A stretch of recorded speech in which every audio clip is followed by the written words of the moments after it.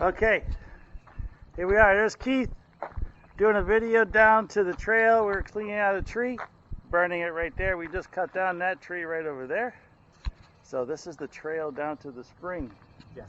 We ready? We're gonna enjoy a little walk today. Keith just mowed the lawn. Look how beautiful that is.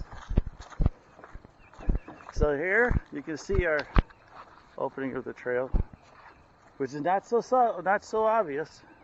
Yes. This is good. Oh, Shelly was wondering what this was. What's that green thing? I don't know. She started to dig it up, but then was worried that it would go on forever. So decided to stop. Could be another conveyor belt. Oh. So except for this little section right here, we have just trimmed out the trees in here, and we swept a little of the grass, but for the most part we just cleaned out the trees. And all the deer tracks on it, they're using them too. Oh yeah, look at all these deer tracks. What the heck? Are those deer tracks? Those are deer tracks, yes. Hey, we should charge a toll. They are using our trail.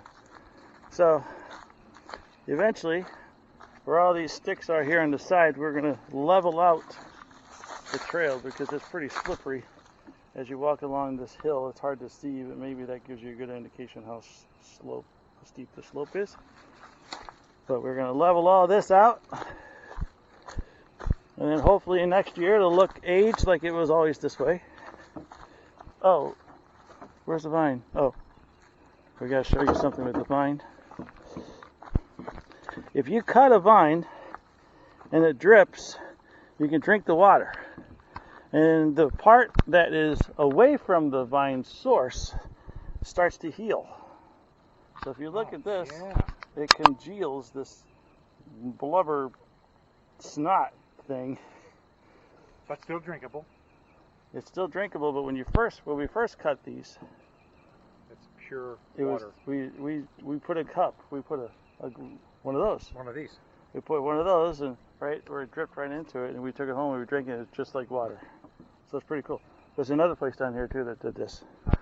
So now we're here. This is the hill we need to build steps on. So walking down.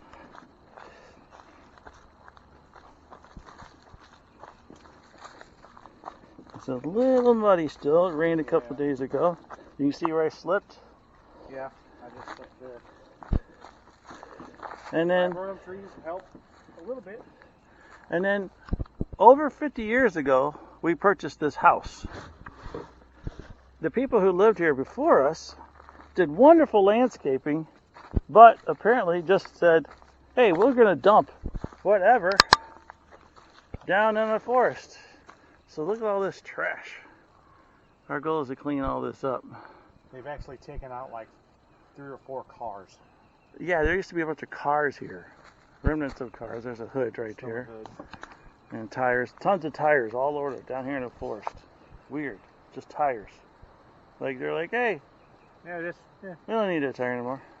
What's weird now, you can't even go to the store now and change your own tire. You gotta get that fancy tool. Apparently. Back then I guess you could do it at home. So anyway, we digress. The trail continues. Now we're down at this. This is basically runoff from the road up there. And after the rain, there was water in here, but now there's no longer water. So we're still walking through the trail. We have a major task. We're building a bridge. Oh, you don't know, Keith. We cleared kind of a path. Oh, for the straight up there. Right, I see it. And it's even more open right behind that big tree. Yep. It goes all the way up to our yard. So we cleared a straight pathway all the way down here so we can drag the 2 big 9-foot long logs, cedar logs, that we will show you later. Widowmakers. And then we're going to come and then go straight here. And we're going to bring the logs down there. Okay. Because it'd be easier to go there than it would be to pass it over. Because right down in that section there's going to be a little bridge. eventually made out of cedar. But for now, we're continuing on the trail. So yesterday, Shelly and I came here, no, 2 days ago, I think. Maybe it was yesterday, I don't remember. Oh, Keith cut this big tree. Right there, he cut that. We were crawling over this. Cut it with a butter knife. Cut it with a butter knife. Little electric saw actually did it. It was Yes, pretty impressive. So we originally were going to say, hey, let's build some steps right here. And if you look carefully, we'll go down those actually. Yeah. If you look carefully, Keith dug in some footsteps right on that side of the hill. I'll sample them. He'll demonstrate. Demonstrate the steps. See, it's pretty steep. I don't know if the camera shows. Trying this video thing again. Looks like it's working now. Down below. There's the steps up. There's the log. This is where the bridge is going to be. There are 2 sleepers. Shelly and I did. And we're going to walk up through this little tunnel that the tree just kind of created. So there's going to be a bridge right here. Right across the creek. We piled those rocks in. Shelly piled those rocks in. And we found big giant rocks. So right across from there to here. I'm going to walk down here a little bit.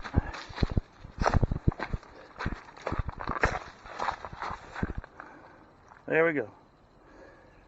Soon, next week I hope, it's going to be a little bridge here.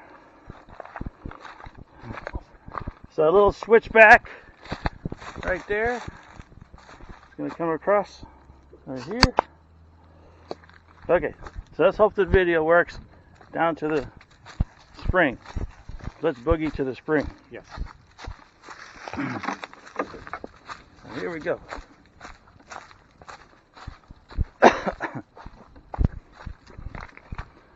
Put a rock there. Yep, gotta put one there.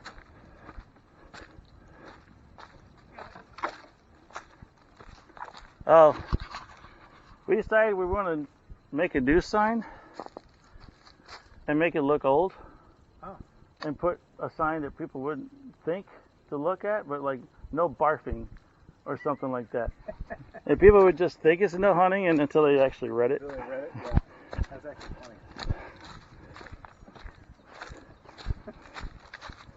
So, this spring has been here since before I was born. It rained. It rained really bad, and all these leaves came in. But when we were here, way back when, there was this tree where all this big opening was. There was a tree, and so this spring came out.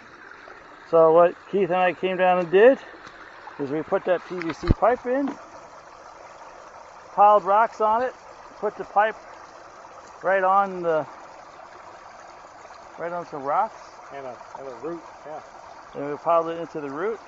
And then Shelly dug out that a little bit so we could fit water bottles in. And this is the beginning of a creek. And this creek, from what I understand, runs into Rock Creek.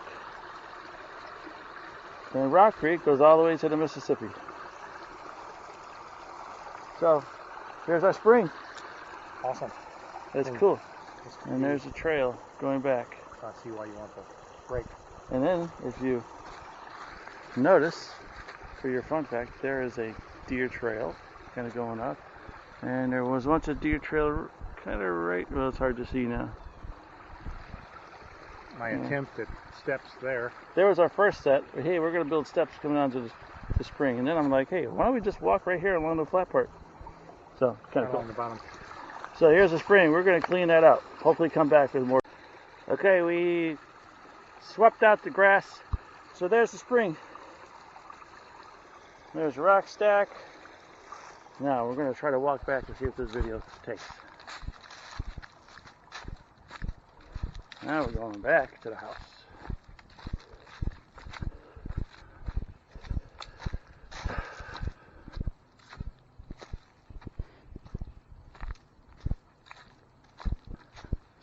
right up here. Every time we walk through here, did you already stack a rock? I did. We try to stack a rock. Oh, I found one right here. And I'm going to build a base for now. Stacking a rock right here that we can stack onto. Actually, I'll go right there. Cool. So, oh, Shelly, when it was raining the other day, after the rain, this is pretty solid. So she built a little tunnel.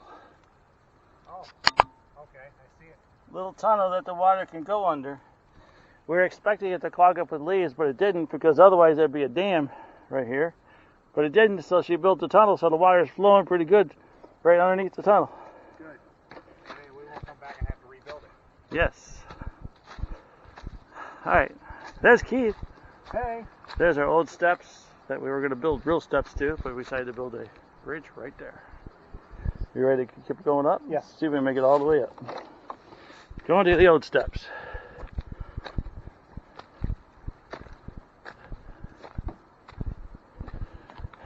So, yeah, I looked to the right and I saw that before, and I thought that'd be kind of cool to walk through. So, the trail's going to come here. There's going to be a landing right here. We're going to fill with dirt. Nice landing. Switch back. Come right here. And then, right there's going to be a bridge. Following along down the trail. Cool beans. Now continuing. Do you have everything? I do. Cool. We keep finding bottles everywhere. Oh, hey. And tail light. Tail light. From a 50s car. So it's pretty ugly, but it's kind of cool. Decided to leave it.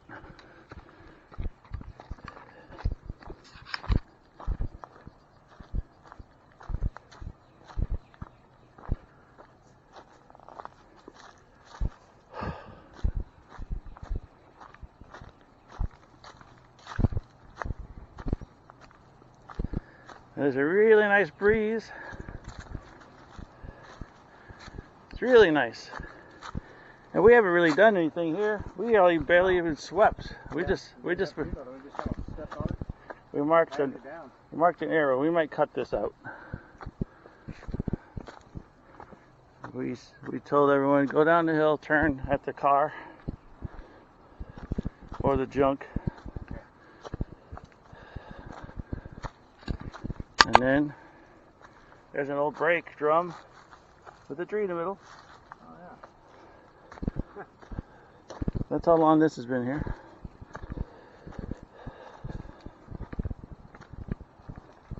This hill's pretty tough. So we're going to build steps here.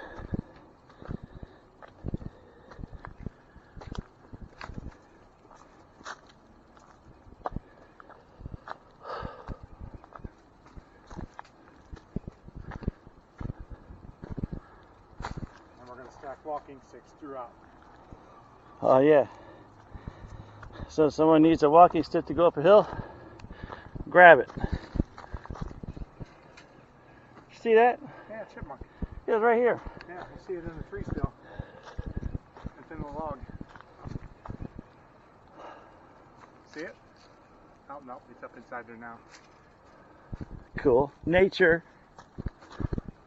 So, walk down. Take a walking stick. Walk up, use a walking stick. Then we get to the flatter section. And then we're done. Underneath these mayflowers, what are they called? Mayflowers. May apples. May apples. Supposedly morels grow.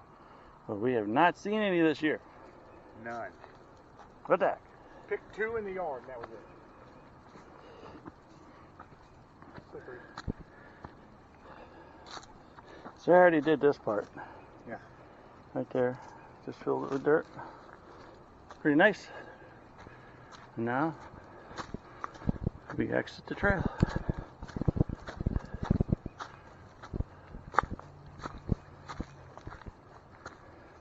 And there is our trail to the spring.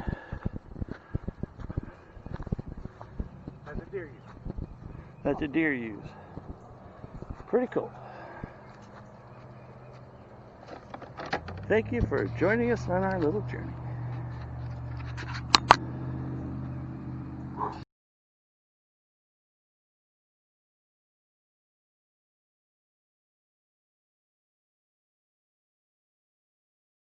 Steps on our Rock Creek Bridge down to the spring.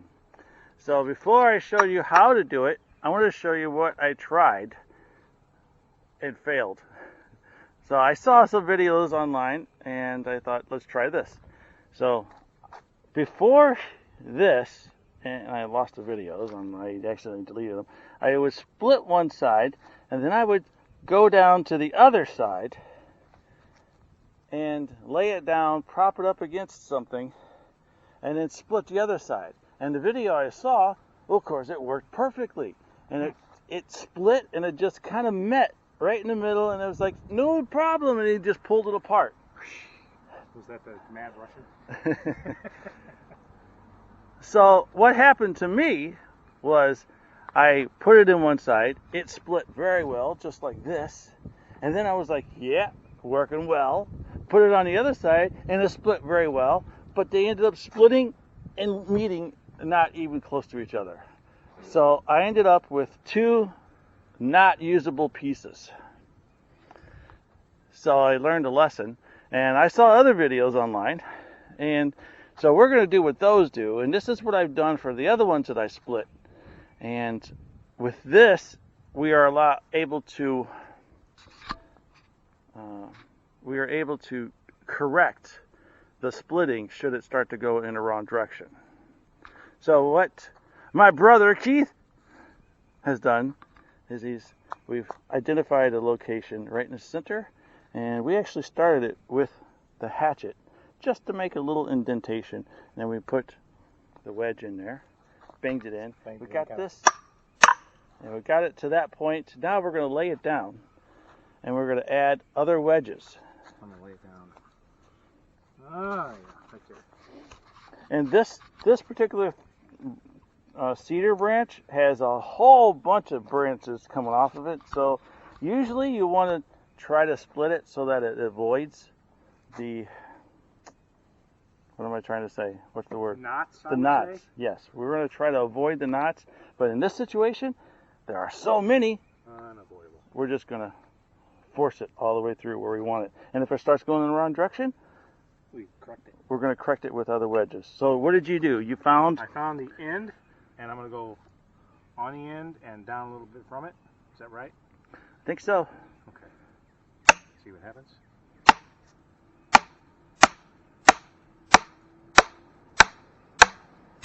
Oh yeah. And after you bang it in to a certain extent, the other one should start to loosen. Yeah. And then you can take that out and just follow it. Going. And then, is it cracked right here? It is. And it actually bent around the knot, thank goodness. Yeah. And I'm going to see. Yeah. Okay. Around it. So we can go right at the very end of that. Oh, see, he was a lumberjack skills earlier. He just threw it at and it stuck. In my past life, I was a lumberjack. What's that Monty Python song? Oh, I don't know. I can't remember.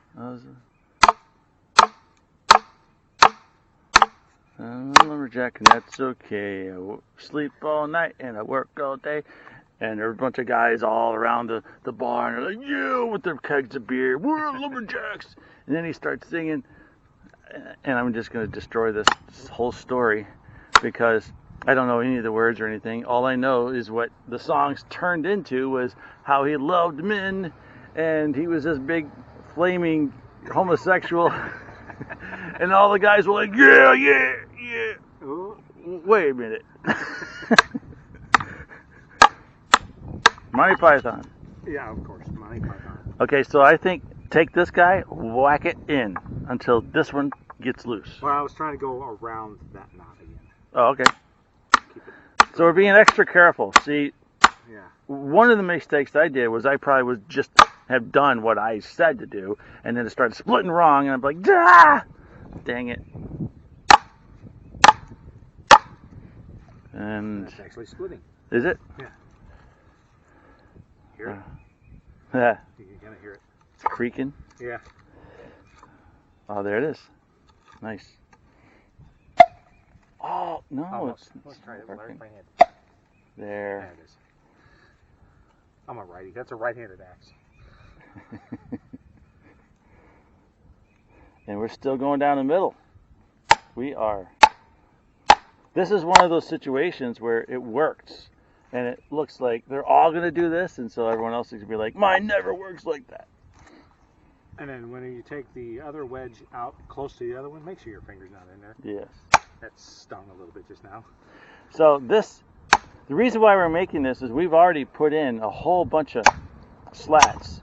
And then when we got to the end, we started looking at them, and we found that we kind of needed to replace 3 because they were kind of crappy. So we had this piece left over, these 2 pieces, and we're creating a new one that's better.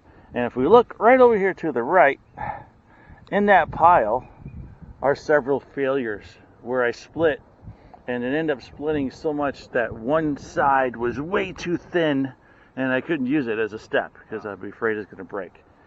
So this one looks like it's going great. So let's just continue. Now, the Beast Man guy on the video I saw, he just picked this bad boy up and just split it with his hands.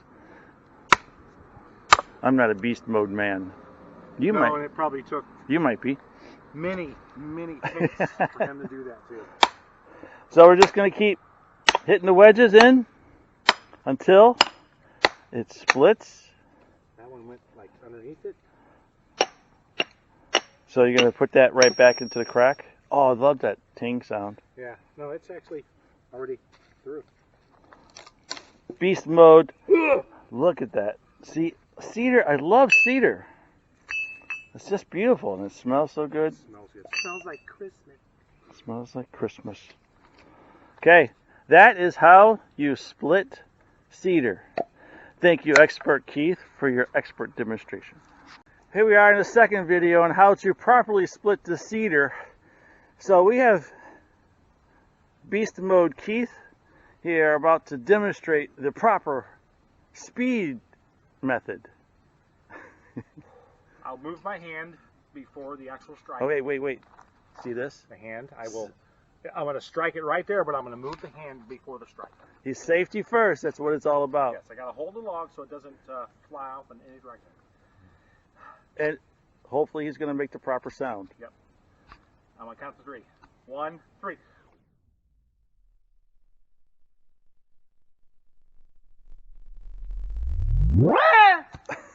Look at that. That's so sweet. And I did hit my finger. You did it. I did hit my finger. But really what we wanted to show you was if this works just right, we're going to lay this on top of the bridge. And what is so nice... Oh my God! Wait, I did. Show it to the camera. I did hit my finger. Safety first. Safety you really first. did hit your finger. Yeah, I smacked it good. Oh my God! I gotta go wash my hand.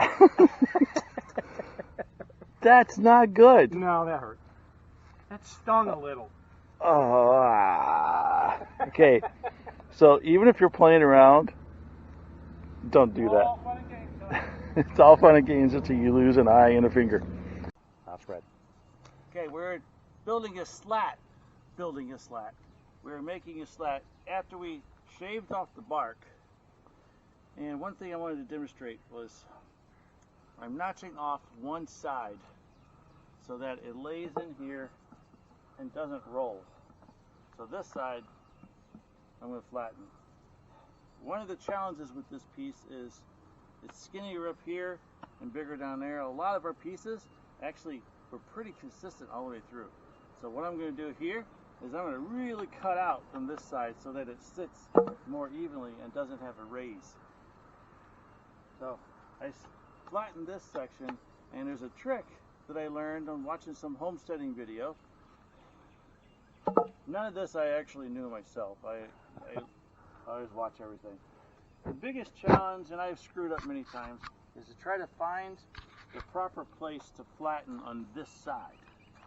So I don't know how to do it the best way. I've guessed wrong so many times. So I need that side to be flat.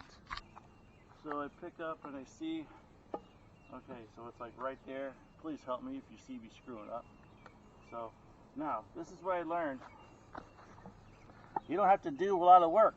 If you just hit and go one direction, handful of times, and then you change directions, the pieces just come out. And I'm not even hitting hard. So, and I'm just changing directions, and the pieces come out. When I saw that on that homesteading video, I was like, no way! It's like that wood shop show on TV. Where it's like, okay, what we gotta do is we're gonna make a corner and this thing fits just perfectly. And I got this tool right here that, whoop, it's done. And we're like, well, I don't have $80,000 buy one tool that uses once in a year. So all I'm doing is just hitting one direction, watch the finger, and then because we'll talk about our greatest video of all time later. So greatest demonstrators ever. Okay, so before I go too far, I'm going to turn this over and make sure that, oh, I did it. Okay, I'm here with the slat that I just cut and split in half, and I forgot to mention one thing. We're going to shave off all of the bark. And once, if it's still a little damp, and this is now at the very, very beginning of June, so supposedly it's easier to shave in spring or early summer. But if you look, these are just coming off really nicely. So we're going to shave this whole thing down because without the bark, bugs have a less of an opportunity to crawl in. And so it'll last a little longer. So the knots are going to make this a little difficult, but it is shaving pretty easily. And I just wanted to tell you that, to show you that that is how easy it is to shave. And it does matter if your utensil is sharp. We have two hatchets here. This one we've sharpened quite a bit to make a really sharp thing. We don't use this to cut wood very much or big branches. We use that one to break branches. And this one is Keith's, my brother's, and this one is Shelly's, my sister's. So we didn't go out and buy two hatchets just to have two hatchets. We just happen to have them. So we're just going to continue, and I'm going to shave this off. And once they're shaved off, then we'll bring them down, and then we'll mount them onto the bridge. Thanks. Here's the latest from the spring bridge. What we've done now is we have debarked all of the cedar pieces, and we didn't do it perfectly. We just debarked it enough so that no bark can come in, no bugs or anything can come in the bark, so that this will last longer. So that's the latest development.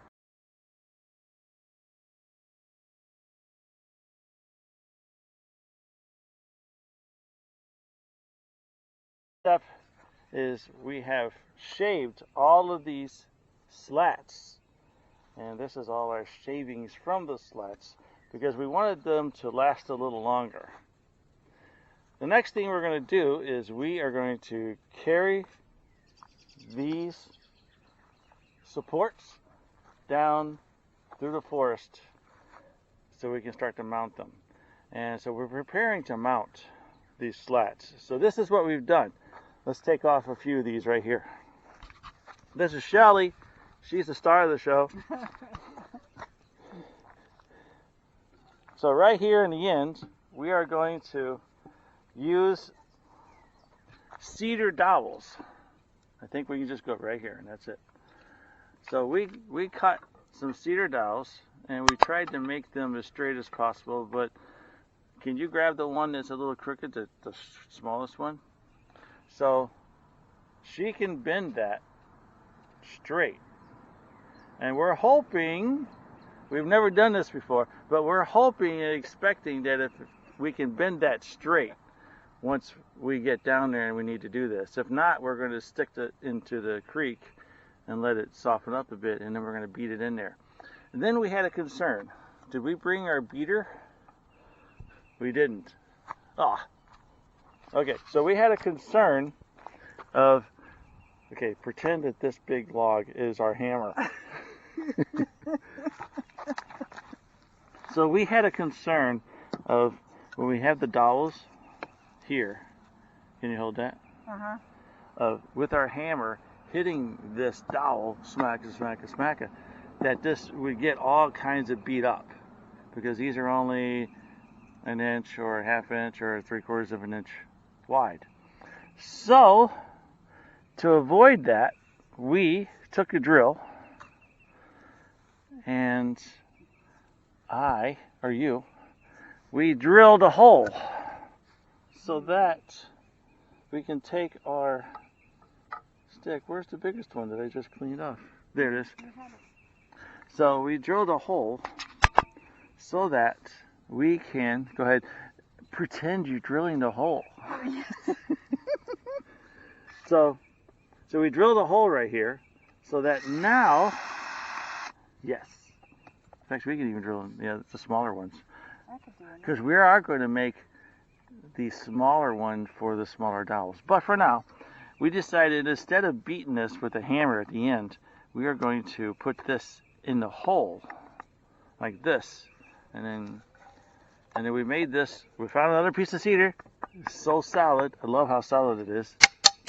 And so instead of hitting the dowel with the hammer, we're going to hit this hard piece of cedar.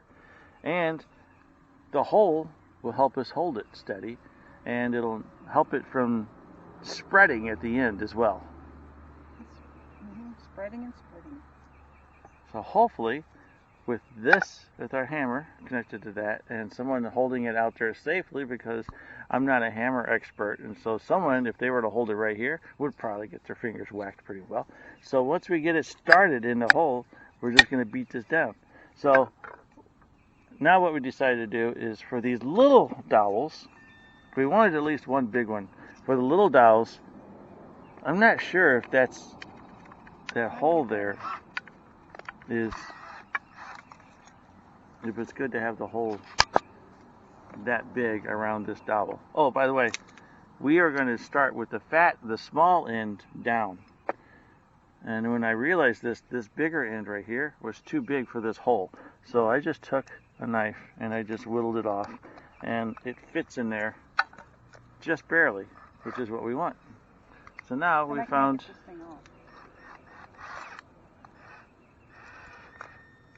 this is not your drill. Oh, you got it? Okay, so now we are going to drill. Unfortunately, our bits are not long enough, so we found this extension in our dad's garage. And, yeah. It's crazy. Yeah, this is not the best extension.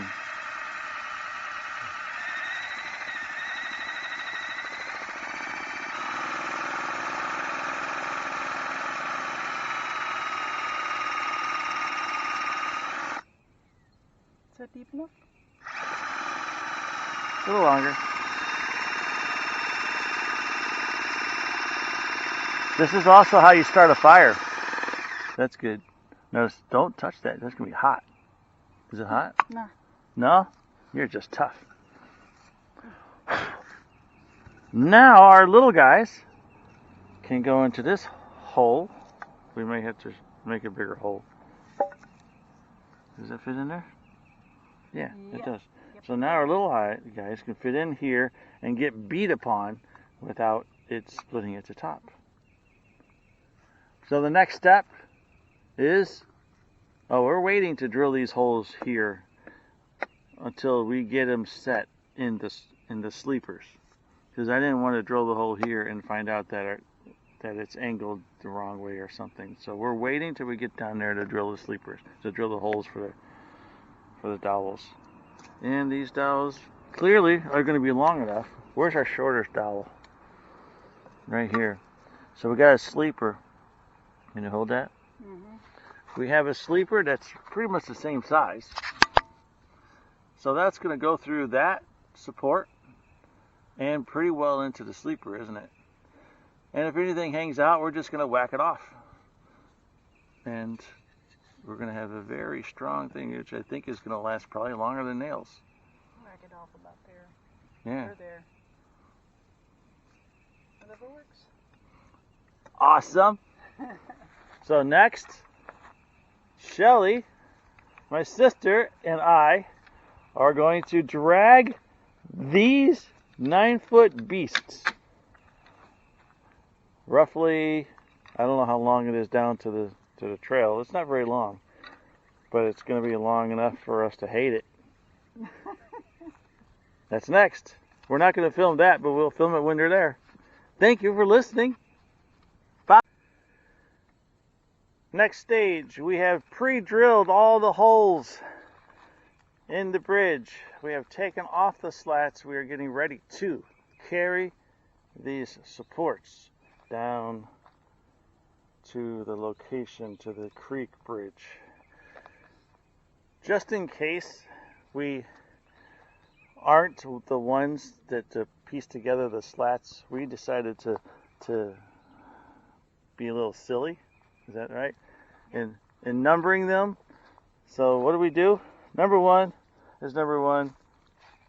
2 dots. Triangle. Square. 5. Then we come up with some system of counting with the slash is 5 and the 1 is the 1, 6. What's that? 7 swans are swimming. 7 swans are swimming. 7 swans are swimming. So that's supposed to be a swan. That's a swan. And that's obviously an 8-ball. Baseball diamond.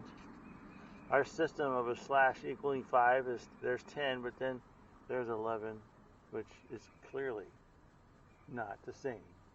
Clearly.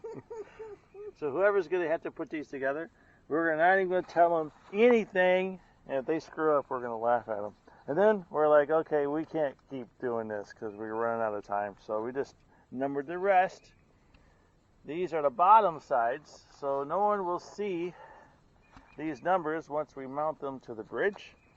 So this will be a little secret, and no one will know except for those who saw this be put together.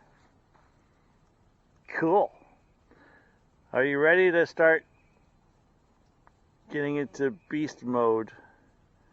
Yeah. Because those things, can you even pick it up? I don't know. I'm not gonna. You want to try? Just picking up. Try picking up one end. Right. Oh. Shelly is super strong. Oh. Oh, let it drop. It sounds like. Oh. All right. We're gonna be able to drag that down. We'll be able to drag it. We're gonna. We might have to stop in between, take a little rest. We are gonna do the rope thing, and Yeah. see. We're I'm gonna. not quite sure how to do it. So we're gonna put a rope around our shoulders, strap it around the front of the log, and then the other person's gonna put it around This them. I have to learn. I don't know. We're just gonna wrap it around the shoulders like a bag, and hopefully this doesn't require. Yeah, then we're gonna pull it through, and then that is gonna go around the log, and the next person at the end is gonna do the same thing, so we can drag it, carry it. We're not gonna really carry it. We're gonna try to just drag it, and keep the front off the ground. Should we mark the front? We didn't. We'll know. We'll know. That's the top. Oh, And that's the bottom. we have a problem. No, no problems. We can't have problems. We laid this all out with the intent of that right support being on the right side and left being on the left side. But we may need to, no, I was thinking we may need to switch it. And the longer one, because the one on the left is about 9 inches longer. I think we're okay. All right. Enough of that. Here's the numbering system. Our slats off. Supports are ready to go. Rope is ready. Here we go. Time to carry. This is probably not the best way of doing it, but we have a rope wrapped around once, going around. Can you lift your arm? Yeah. Going around. Is it on your shoulders? Is it hardened? Is it already hurting? And it's going up here to me. So I don't know how this is going to work. Are you ready? Here we go. Are we? You're going to film this. It's whacking me. Why is it closer to you? I don't know. Oh, watch out for the branch. Watch out for the branch back there. Okay. We're going way down there to that corner. So, anyone watching this, I'm like moving the camera all over the place. Oh, And they're going to go all kinds of... it's easier to carry on the gravel.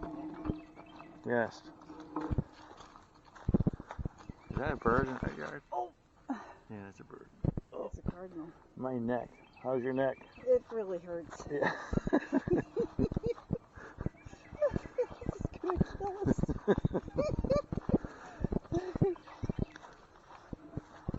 Do you think we should grab it like farther towards the middle?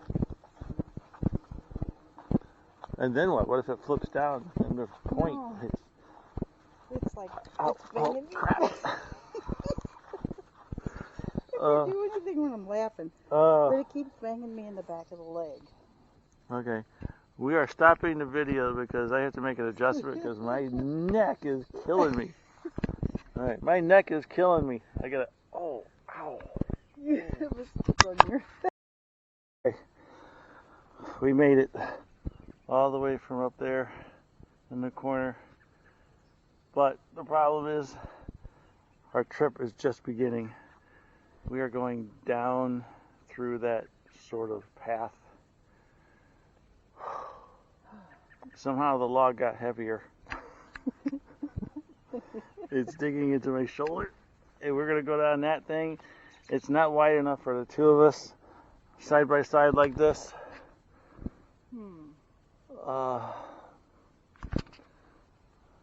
So what if we wrap the rope around it? I don't know how both of us are going to do this. I don't know. how about I try to just drag it? Because the whole idea was going straight down the trail. That is a hill that goes down. It doesn't show up in the camera, but that is down. This is grass kind of growing flat, but then that drops off. So gravity may be a friend. So I may just wrap this around and see if I could drag it myself, and you just pick it up off of the crap that stops it and clears the path. Because if we're going down a hill, It's going to go. it might just go. Well, I hate for you to pull it by yourself. Dang it. Okay, well, let's see what happens. Oh, crap. Ready? I may be able to wrap What if this around me. Oh, yeah. That way you can escape out of this if you just have your arm. Here we go, folks. What the heck is this? Is that one of these stickers? Oh, geez, that's one of those sharp sticker bush. Devil's thorn. Devil's thorn, that's it. Sharp sticker bush. Devil's thorn. Shelly knows all the names of everything. Oh.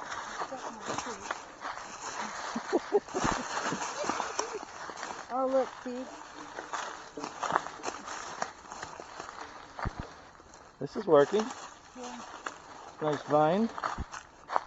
It almost bowled past you. Wait, pause. What are those called, those plants? Mayaples. Mayaples. What grows in there, mayaples? Not our mushrooms, but everyone else's mushrooms. Okay. Ready? You're carrying the front of the load now. Not really too much. Whoa! So we're going this way? Yeah, this is where I thought 2 people were going to fit. Alright. See, we So- kind of cleared this a little bit. Alright, now, Let me get behind this tree. Now you come. this log is going to go in front of us quickly. Alright. I got a hold of the tree. Yo, the log is heavy. Okay. Okay, here we go. We'll mow down. Luckily, this isn't super far. Well, watch out for that big rock. Wow. You know, this would probably be a lot easier if I didn't film it. Are you carrying this by yourself? Because I feel like I got nothing. I'm just lifting it up over the rock. Do we go straight or? Look. Maybe we should go diagonal. We should have went that way.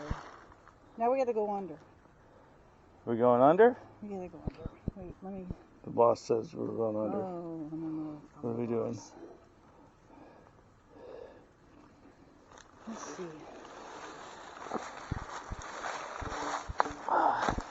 How's your shoulder? You're carrying it all. I'm here. I'm going for the ride. This way?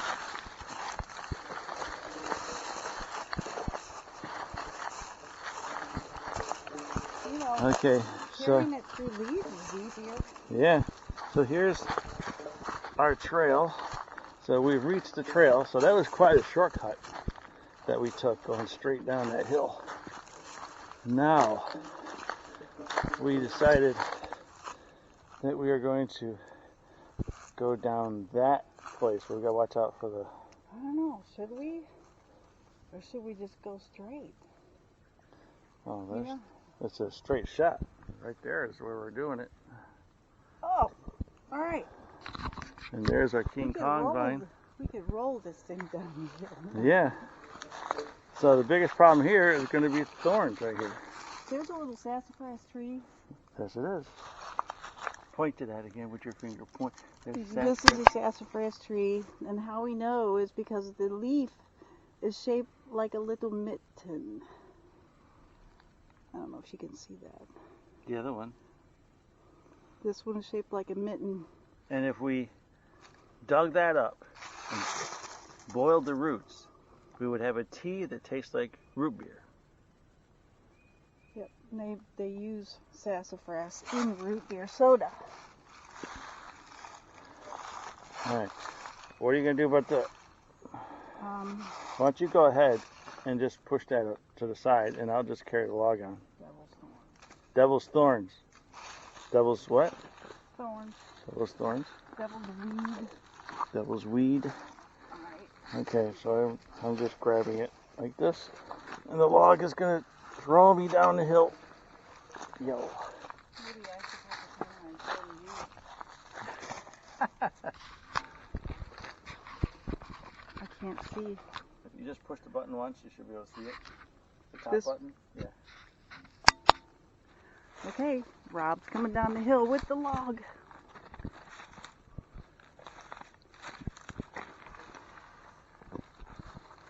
Come on. And there's thorns on both sides of him.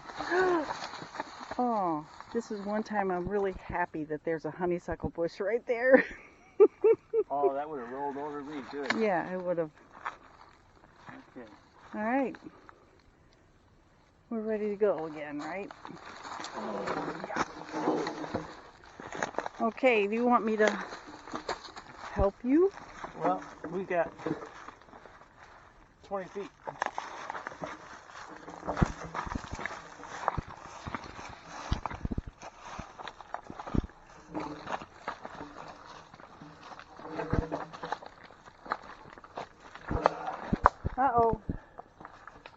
much heavier by yourself. Dragging it across rocks. It was easier in grass and leaves. Yeah. And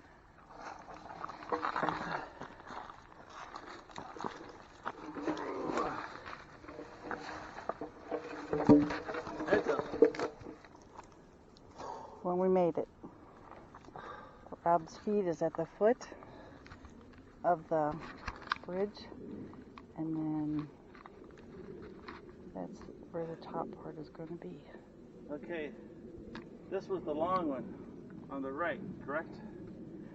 Yep. Wait, this was the one on the left. Are we putting the heavy end at top or at the bottom? The bottom. I think the bottom.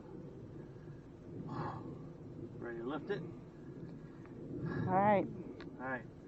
If you press that button once, is the screen there? It's going. Press it twice. So Shelly just realized that we set it up so that the heavy end, which isn't much difference if you look at the log, the heavy end, by how we placed all the slats across the log, the heavy end needs to go up. And it's not that much of a difference. So if you look here, the slope is going to only be a little bit of a slope. So we'll notch. I just swallowed a bug. Oh, that was not good. We'll notch up the top on our support log really well so it stays nice and firm up there. So we came in and we dug these in really well, and it's been a week or two, and with several rain, and That is not moving. that is solid. Holy crap, I think it dug itself in too. man. So we're gonna move these rocks, put the supports right on there, and we're gonna have to get pretty creative because that bends a little bit with where we notch it, but that's okay. We did that on purpose so it had a little more support right there. Okay, so Shelly's just gonna lift this log up and set it right up in there. That is a big mystery. We measured this distance by comparing the distance of this log to this stick. And if for whatever reason some numbnuts didn't notice that the sticks are different, that would be me, then we have a problem. Can you put that stick next to our support there?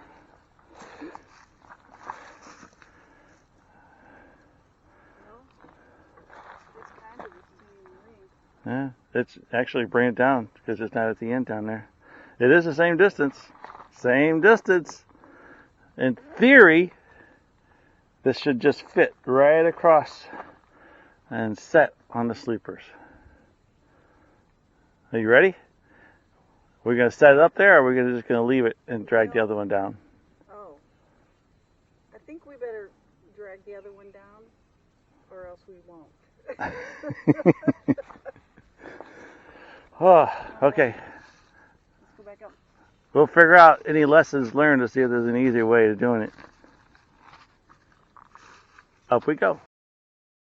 Go up because we were too anxious to test it out to see how our fit was. This support, can you lift that up? Just a little bit. This support had a natural, Maybe. just a little, had a natural thing right there. And that's where we started to cut it the first time. So when that fits over, and you can and slide it up a little bit, It needs to go up some. it just grabs onto it really well. We're going to notch it out quite a bit anyway, but it has a natural support. It's even extended more than there. So we can drag this up a little bit there. And then notice how well it fits on the sleeper. Woo! That's perfect. We will notch this out right there. notch it out, and we're going to put dowels straight down into that. That is a full log that we buried. That's not a small half log there. That is full. We did not want that to move. This down here is going to hold all the weight, in addition to this up there in the hill. We're going to take this off and notch it, because I just couldn't wait to see if it fit, and drag it all the way down here and hope.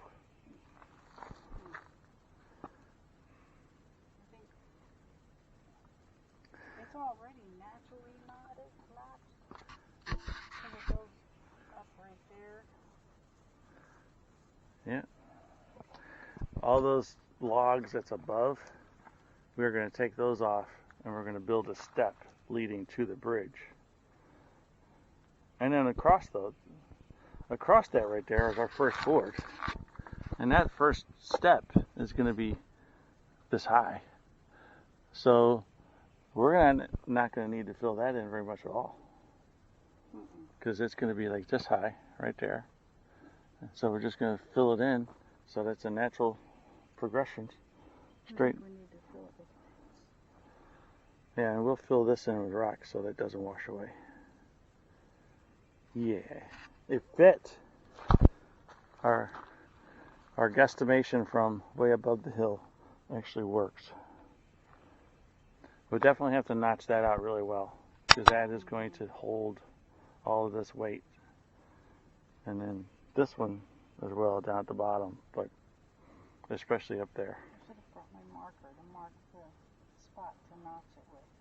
That's what we're going to do tomorrow. If we don't do it before you get here, then that's Okay. our job, is to notch it. That's why I'm inclined to wait until you get home. Okay, we're done. For this, we just started to leave. We turned around and look, and that's what the bridge is going to look like down the trail. That looks pretty cool. I think this tree, I didn't notice it before, but it's about got dead too. Yeah, that tree's definitely gone.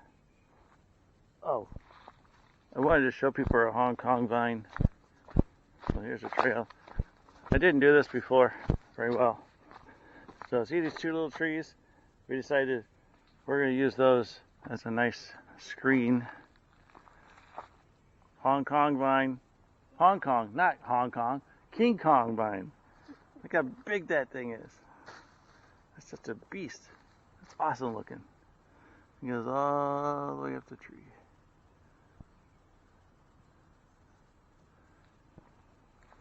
Let's build the bench right here, right between these two trees.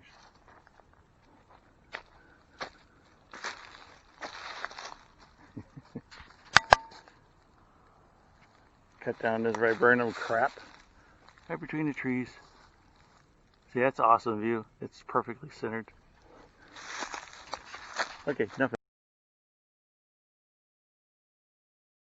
Our lessons learned was not to get all fancy and just wrap it around the log and just put it on our arm like this, because we found that we kind of dropped it off of our body. We're lifting it with our hands anyway. So you got it up there on your shoulder, which is nice, but now we have a little more control, and it was a lot easier dragging this down with our hands, and this log was a little lighter.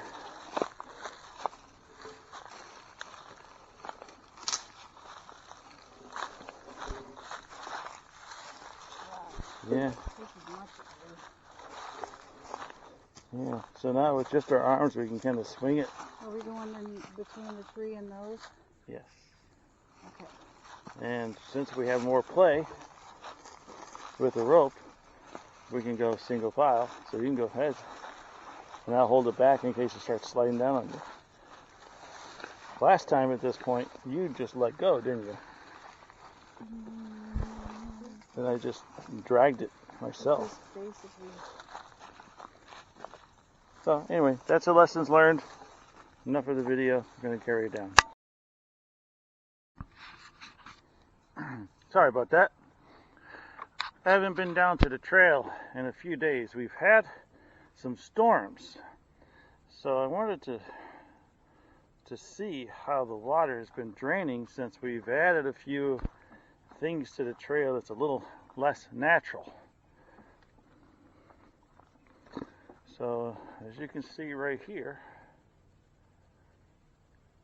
water's coming down, the leaves are collecting on this stair right here, and then the water is going down kind of to the left of the stairs, and then collecting right there by that tree, and then flowing down this natural gully right here. And you can see it's storing quite a bit. I don't know if you can see all the way down there, but they're really washing out the leaves.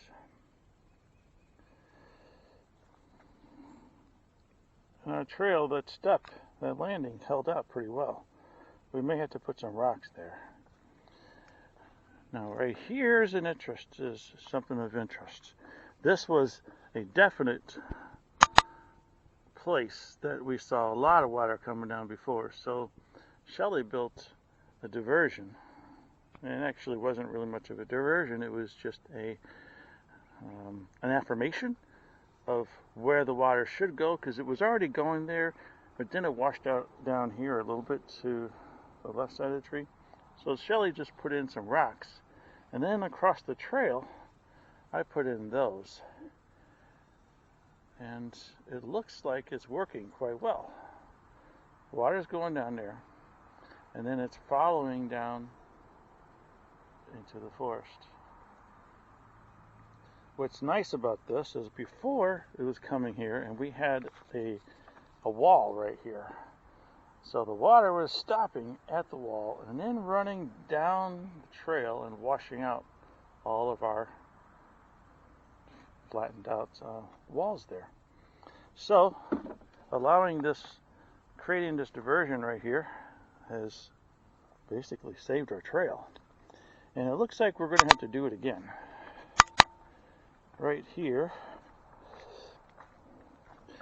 this is another natural gully, and it's kind of, I don't know if you can tell, I cut down some of these invasive trees, but right there is a much larger natural gully. And so right here,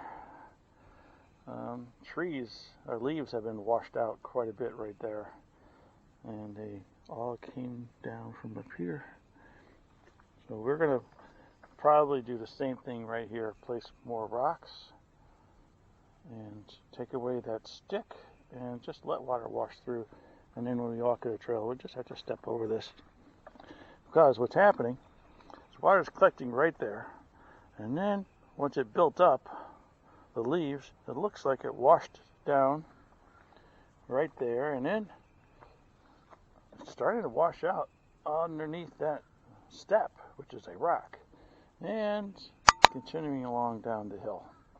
That's not good. That will eventually wash out that rock completely. So we can't have that. So anyway, here's the trail as it is right now. Still a work in progress. And decided to put a bunch of rocks here. And it's kind of fun. Alright, so that's the rain update. Everything looks good other than that. Okay, so I wanted to give a demo of how to make some steps. And I don't know if you can tell how steep this is, but I'm looking straight out. And that's how steep this is. And now I don't even know how to do it. The camera never does it justice, but I'm looking down now and quite a bit of an angle. And I just walked down here, and if you can see right there, all the way down this hill, I slipped. So we are building some steps here, and I wanted to show you how it's done, because I haven't found a really good video online on how to make some steps. One of the things that we're trying to do, first of all, I just went and I got a bunch of dowels. Oh, luckily that didn't blow up. So we're trimming a bunch of trees, some cedar trees, And that was one of the inspirations for this. So I just cut a bunch of dowels. I'll show you what that big piece is for a little bit later. So I wanted to point out how we're going to make this trail. I wanted to try to take advantage of some of the things that we were naturally doing. So as we're walking down this trail, it's a steep hill. Since we're slipping and sliding so much, there are a few places we tend to land on. There's a place. And so like right here, we were going straight down to that. I think what we're going to do is change this and end up landing right here, which is kind of a place where I just naturally stop. Make it go across, flat across, so that we can come to this tree, which is a nice little tree, which is going to get bigger and bigger over the years. And then as we walked down here, there were several places that we stopped at. And right now I built a few steps, so it's a little different. But if you look right there in the center of the screen, there's a rock. And then right, it's hard to see. So usually we would come down here, so to avoid slipping, we would come down here and place our foot right there on that rock. And that was like, oh yeah, I'm not going to slip anymore. And then a little further, it's hard to see, but kind of right in the center, there's another rock. So I've been using these there. See that right there? There's another rock. So I've been using the natural landscape to try to make some steps. Don't fall down, don't fall down. Okay.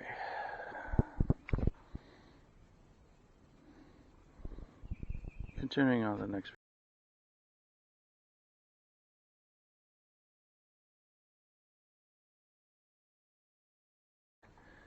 We found up in the forest, and we found it was really nice and solid. So we dragged this log, and we thought, okay, down at the bottom of this hill, this large hill, we'd want to have a nice place to land on. And so brought this log over, and I'm going to try to convey how steep this hill is. So I'm looking straight right now, and you can just barely see. You can't even see the top of the hill right there. So this hill is very steep, and this trail, we'd like to make it kid-friendly. So instead of slip sliding down the hill, we are going to put some steps in. Also, what we're going to do is, a long time ago, more than 50 years ago, we bought this house. The prior owners just threw a bunch of crap down here, just threw it down in an old car, and it's really kind of appalling. And up there's a whole big glass section. So we're making this trail. It's going to make it nice, and once we make this trail, and this trail is actually going down there to a ladder, to a bridge, and then a little bit further down there is a natural spring. And we've already had the water tested. The water's great.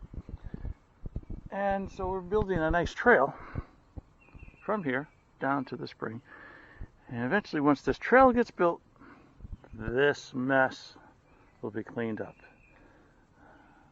And it'll be really nice. We'll take this mess that's been here for, I don't know, 50 or 60 years. There's a car hood. Holy crap.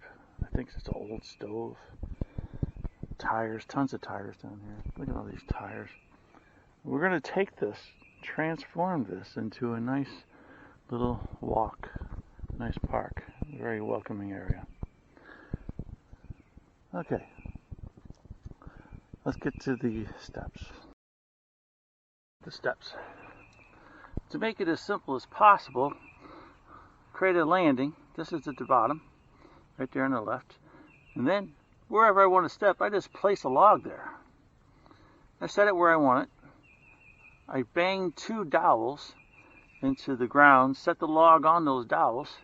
Once that log's there, then I drag the dirt above it onto the log, flatten it out, bang, set another step right there, and continue the process. And I just wanted to show you. And this step's a little strange right here because I wanted to incorporate that rock. into our step, because we've been stepping on that rock every single time we came down these stairs. So I wanted to use the rock. So continuing up right here, this is where I am.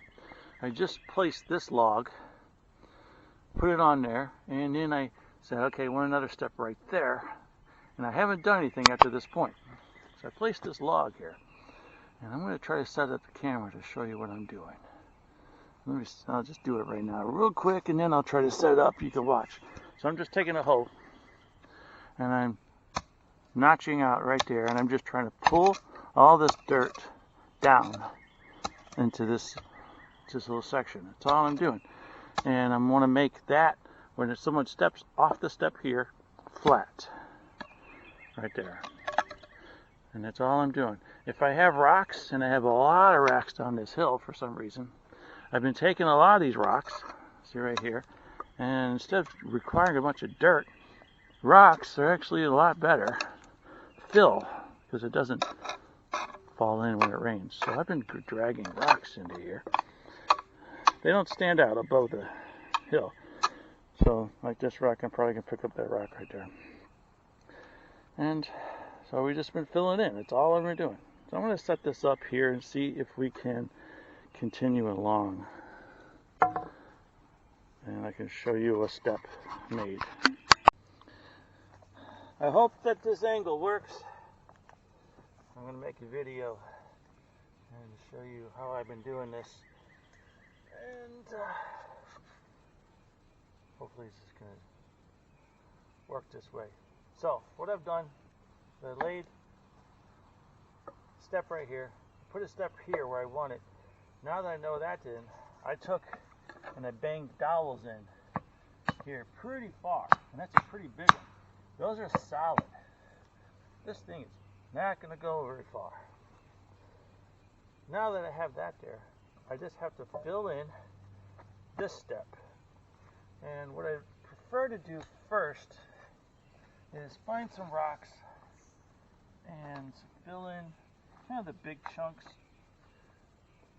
Once I fill that in a little bit, and our rock's handy. I don't know why, our rock's handy. So I fill in. I don't know if you can see that very well, but that's what I've done. And then all I do is I take this dirt. Sometimes I have to use a shovel. In this particular case, I'm using a hoe, and it seems to be working okay. Oh crap, just missed and hit the dowel.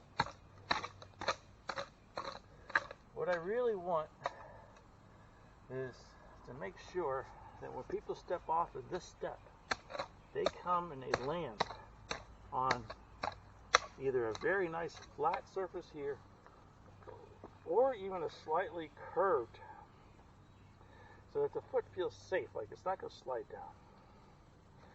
If it's slanted at all, people will step off of here as they're going down the hill, land, and just slip on the dirt. And we don't want that.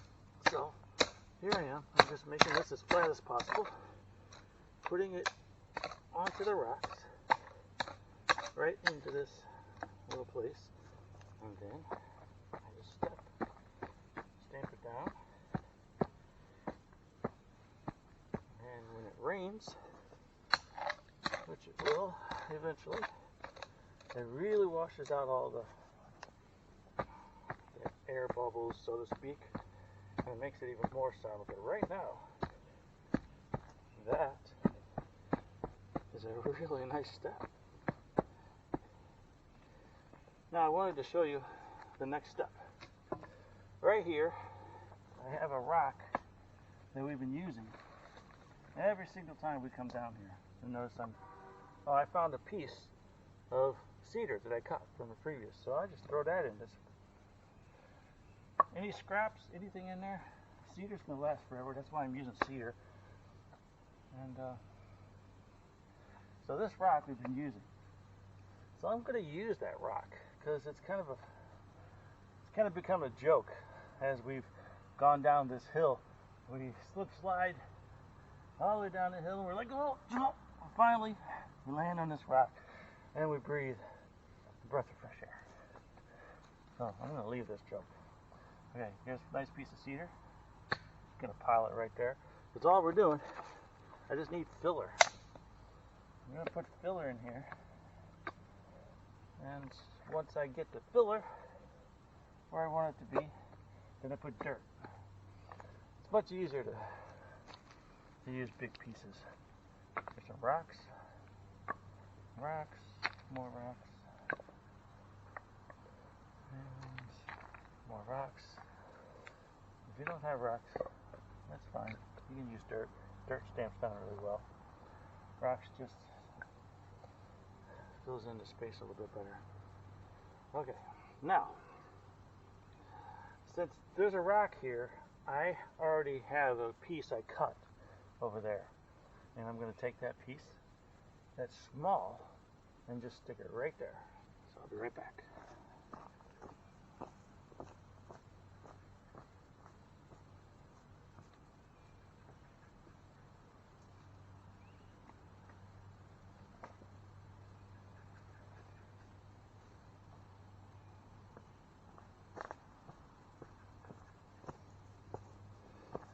Now, I said I was using cedar, but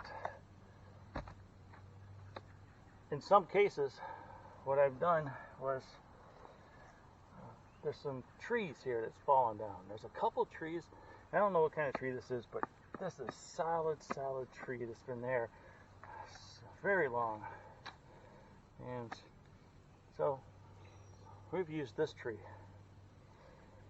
for a couple steps. So this tree seems to be really good because it's been here forever. It's got a little bit of mold on it, but it's so strong, so solid. And so I'm going to use this smaller piece to work in conjunction with this rock here. So this is what I'm going to do. I'm going to put it right here. Now, instead of just putting it there and trusting the dowels, what I like to do is I know where I'm going to put it, right there. So I put this here, mark how wide it is, and then all I do is I just put a little bit of dirt. I don't pry out much. It's just a place where I can set the log on. I don't want to go too deep because I'm going to fill it in up above. So I just did that, nice and simple. Take the log, slam it in. Because the dirt is loose, it actually fits in there pretty well. And I'm not going to trust that completely. So here are my dowels that I have taken. I just cut off of a tree because we're trimming trees. And so I'm finding dowels. Here's one. Hopefully there are not any rocks in there. And towards the thin side, kind of the same size. So I'm gonna stick this, stick this in here. Hopefully this goes well.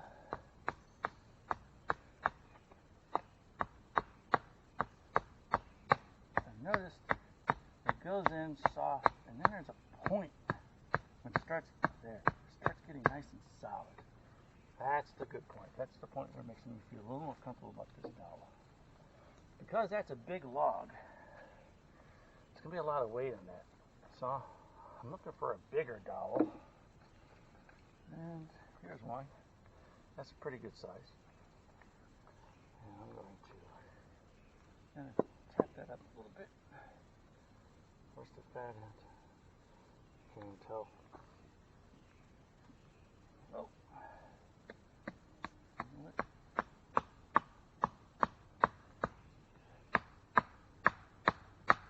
Now if I don't feel like these dowels are hitting a nice solid point, and that one is, and you kind of hear it, how it sounds differently.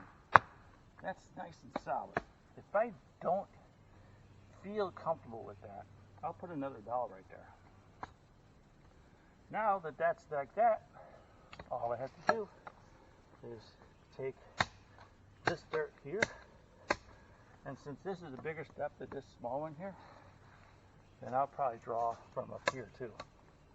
So I just take this right underneath the step, pull it down. This is a small step. This is smaller than usual. That's okay. There's no need to be perfect. That's what's kind of nice about this. So, I'm just dragging.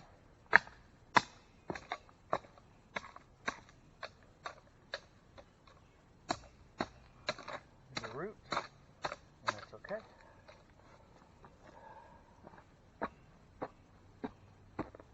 Step it down.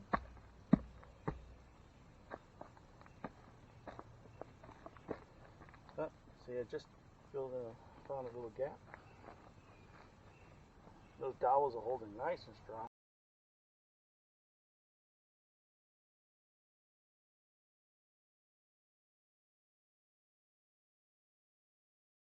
There, so I'm just going to take it,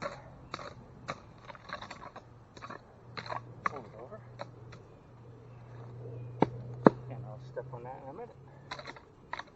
There's a rock. I'll put the rock in the gap.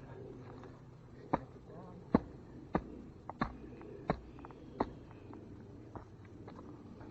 That's how you do a step.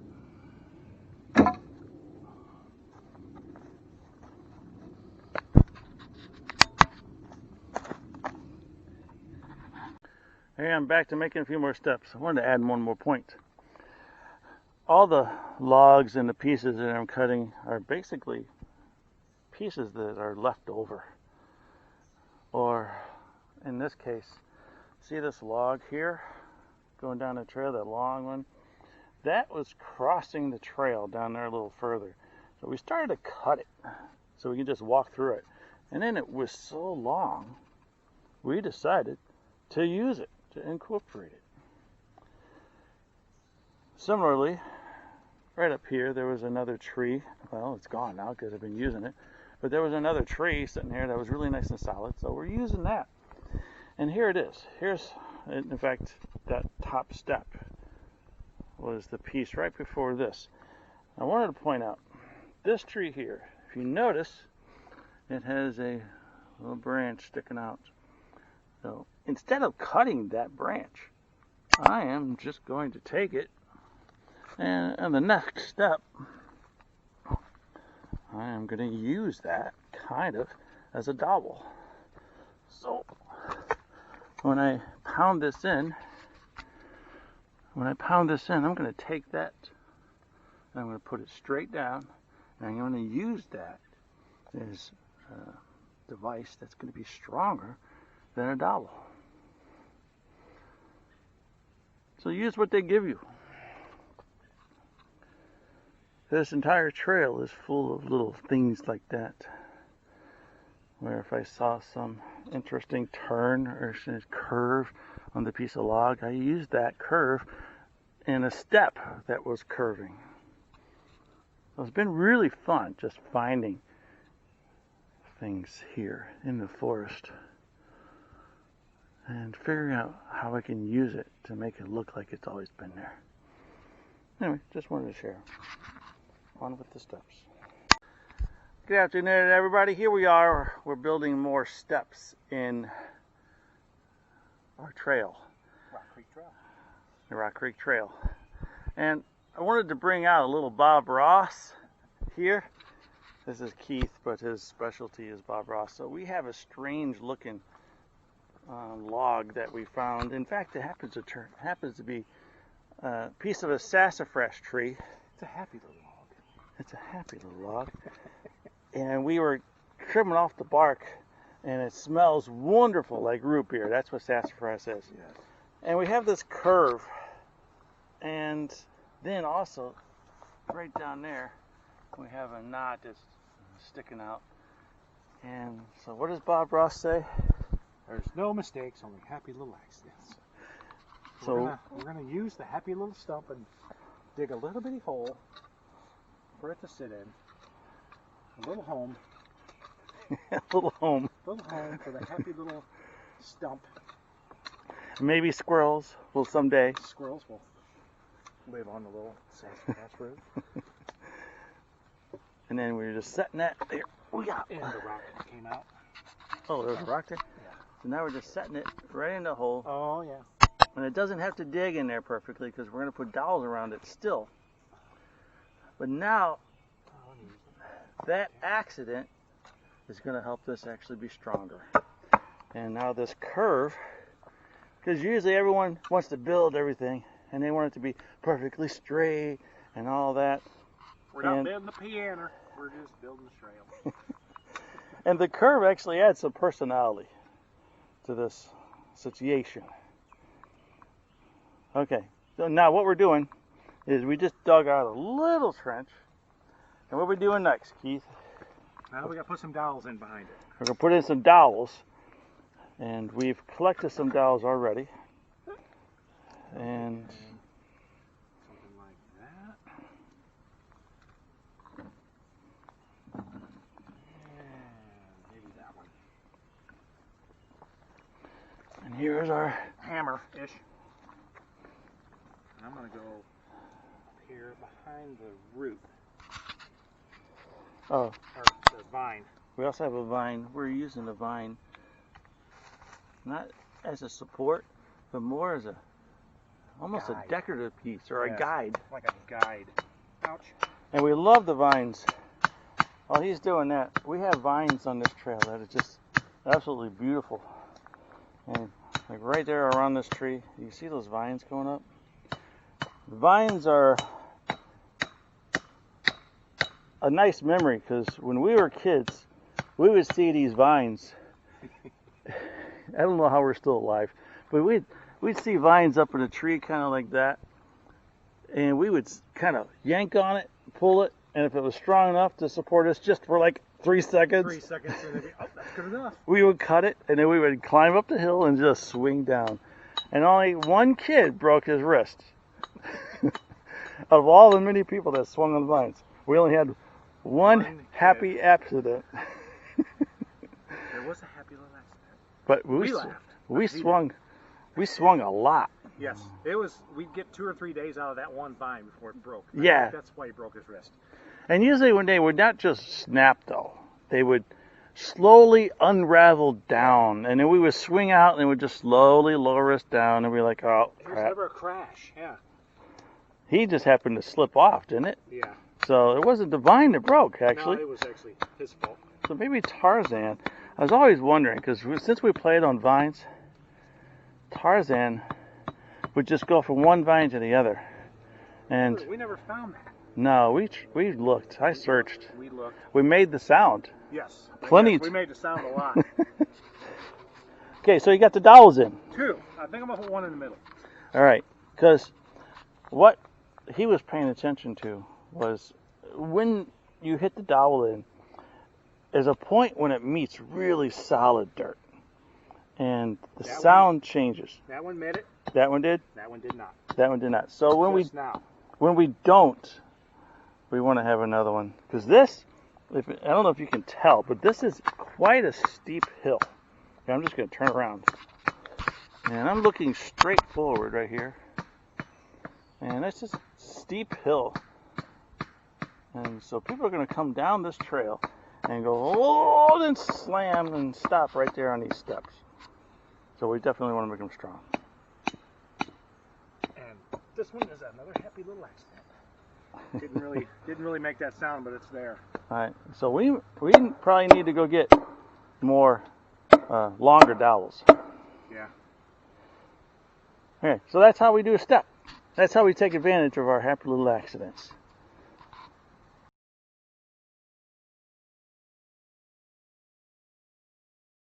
Our spring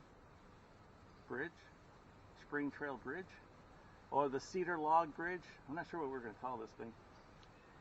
And some of the videos that I already made got deleted by some numbnuts, and so I wanted to show you a few things. First, here we are.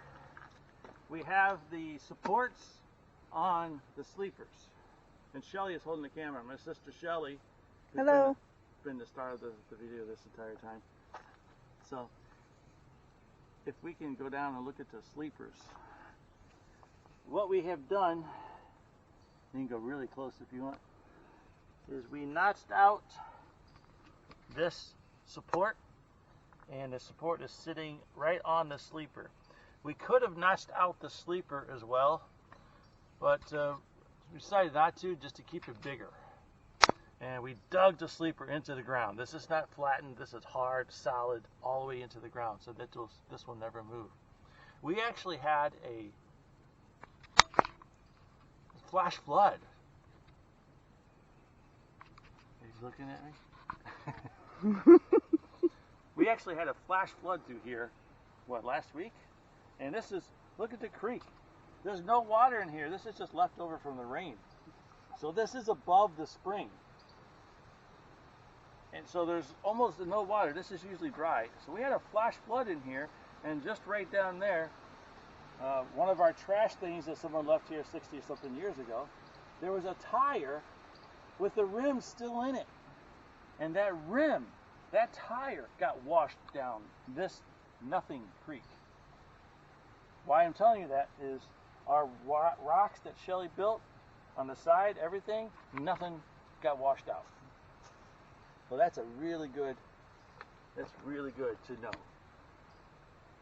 So we didn't notch out the sleepers. We only notched out the supports. And now that we've done that, this one is notched out almost perfectly. We spent way too much time on that.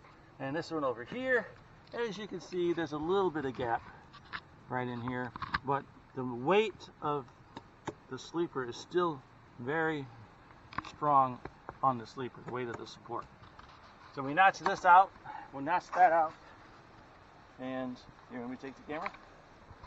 And I'm just going up here, and we didn't notch this out because it was so thin to start with. And we just decided it's going to be strong enough down on the other end, and we notched this guy out. This side is less than perfect, but over here, that fits really well. So Shelly and I, there's Shelly, we took too much time probably notching out those supports, didn't we? Yeah, but it's okay. Yeah, I'm an annoying perfectionist with only some things. With many other things, I'm annoyingly not a perfectionist. I digress. So that's where we are right now. We have notched out the supports and the sleepers, and the next thing that we're going to do is put in the dowels. Now we're going to talk about filling in some of the gaps, because Shelly, and definitely not me, definitely only Shelly, is a perfectionist and has to have everything perfect. That's so my problem. We have these gaps right here on the supports on one side in some places, and we could really struggle and make that perfect. We decided to just let it go because this was so solid, because over here on that side, that is pretty much perfect. So just because we want to fill in the gaps and prevent moisture from getting inside, we are going to use some of the sawdust that we created from all of our work with these cedar branches. We're going to take a handful or so, put in this bucket, and then I read this somewhere. I honestly haven't tried it, and I think that might be too much, but we don't know. We're going to try. And then what do you got? Some sort of wood glue? I read that we can. Not Lowe's brand, sorry, or it might be. I don't even know. I once read that you can make wood filler with sawdust and wood glue, or even Elmer's school glue. Mm-hmm. We're going to try that, and we figured that using this glue with a handful of sawdust and kind of mixing that up, and then shoving that into this hole right here is going to be, even if it doesn't work perfectly like we'd like, it's going to be better than leaving a gap. And we're going to make it, we're using this really fine stuff that was created by basically drilling and making holes and everything that we've done. So it's very, very fine and beautiful. which we're going to mix with glue. It's not going to be pretty after that. My first thought was when we drilled out the holes, we have all this other fine sawdust right here from drilling out the holes. It's even more fine. The true woods person, I think, would suggest that we use the super fine stuff that's right here. We have all this left over. We don't have a lot of fine stuff. And because, Shelly, that feels really light. It's paper light. It's paper light. And because of that, we're just going to use it because, like I said, we believe it's better than nothing. Yep. So that's what we're going to do next. We're going to try it first and see how it works. And if it works, we're going to film it. Dowels. This is Shelly, my sister. We have installed the dowels because some numbnuts didn't videotape us actually putting in the dowels. We talked about how we were going to do them on a previous video. So that's how we notched it in, and that worked perfectly when we just heard some major branches falling, but there's deer all in this area, so we were hoping it was deer, but it was not. So the dowels and our system of using that hole of not to beat down the dowels, that worked perfectly, didn't it? It worked great. So we kept the dowels in good shape. So here are the dowels. This is exactly what we used. Something very much like this. We took a cedar branch and we just shaved it off. And if you can look here, that's not straight at all. And it went in perfectly. So I was kind of concerned. Big, yeah, this one's a little bit bigger than the other ones, but they went in perfectly, and I was concerned that this being bent and all that, we're going to have to like go wet it in the water and just straighten it out. So it was great. In fact, it was so good. And all we did is we took the bit. Here, we're going to hand it back and forth. So we took that bit of the screwdriver and we just kind of compared it and said, okay, that's roughly the same size. The bit was actually bigger than these dowels, and we were very concerned that the hole was going to be too big. We even brought down wood filler because I expected when these dowels went in the boards that we're going to have a lot of play in there, and we're going to have to fill them up just so water doesn't leak. That didn't happen. In fact, using these cedar things worked better than real dowels that I have used to build other things in my barn. And I love using dowels instead of nails and wood, nails and screws and stuff, because it just seems so much stronger. So if you look right here, this is a dowel. Oh, you're getting a nice close-up. Yeah, there's a dowel. So we just drilled through this, got through this one, made sure we went like an inch into the support. And then we moved this out of the way because as we kept pulling up the sawdust, it started smoking and we were going to start a fire pretty soon. It started smoking, and so we just moved the other one, and then we were able to dig through this support, the sleeper, much better. What we discovered, kind of an accident, is we went all the way to the end of, I think it was that one up there. We went all the way to the end, and when we were banging in our dowels, it went down into the dirt. So it was about this long. So our dowels up here and up there, can you see how long that is? So it went through the support, through the sleeper, and then all the way down into the dirt. This thing is not moving. And then if you look at the dowels right here, we brought wood filler because we were expected there to be a gap. There's no gap whatsoever. That fit perfectly. We just made sure that our drill bit was just barely bigger than our dowel. And because it was barely bigger, I don't know why it fit so perfectly. Well, I do know why, because we kind of measured it against the skinny side. And if you look at this, it's kind of hard to tell which is the fat side and which is the skinny side. But if you look really carefully, this side is slightly skinnier than this side. So we put the skinnier side down, and then as it went down the hole, it slowly got bigger and tighter and tighter and tighter, and at the end we pounded that in. And if you can look even at this guy, and as you can see, that dowel is bigger than the one that we were just showing.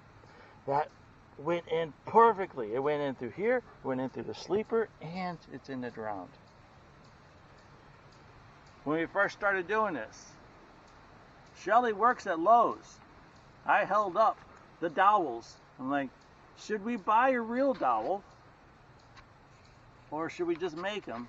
And then we reasoned that Cedar is going to last a lot longer than dowels you buy in the store. And so we decided to use Cedar, even though it's all bendy and everything. And up there, those dowels went in just as flat, just as solid, and just as clean as these. So I was really happy. Me too. That these dowels worked out. I was so happy that they worked out as good as they did. We were both amazed and like, what just happened? Yes. And now I have no fear that this will last and be as strong as anything we're going to hold. So Cedar log bridge is going to outlast us. Easy. Mm-hmm. Unless we figure out what I've been looking for all my life, and I figure out how to live till like I'm 160 or something. That's next project. Okay, dowels. Next step, we're going to fill in the gaps. Open this thing. Here we are. We're going to fill in the gaps right up here and the edge of the log, and that's a support, I should say. And we're going to try to fill in this little gap right there. This is what we're going to do. We've grabbed a little bit of sawdust. We're pouring in some wood glue. And to be honest, I don't even know how much. I have a feeling it's going to be not enough. But we're going to try and do this as an experiment. We've been using Cedar for everything. So these are Cedar dowels that we were going to use for supports. And we brought everything down in our little bucket, in our tools and everything. We were prepared, except for a mixing device. So we're using a Cedar stick. And it looks like as you're mixing it, those big pieces are actually crumbling into smaller pieces, which is working great. And we don't have enough glue, do we? Mm-mm. So we're just mixing this, and we might end up using a lot of this wood glue. That might be a whole lot for just this gap right here. I probably put too much Too much sawdust. sawdust in there. You're doing all the work. I'm just here yabbering.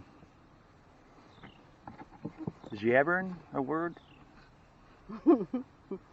Jabbering is. Jabbering.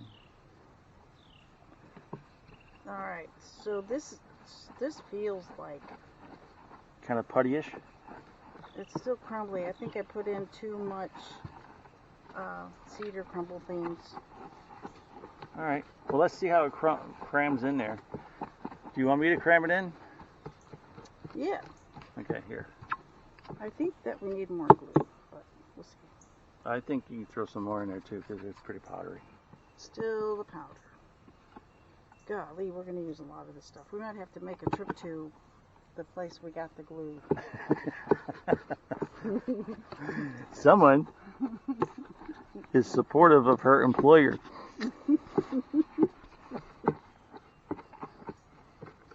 Okay, now this looks like something that's worth a try. Okay, here you go. On All the right. camera.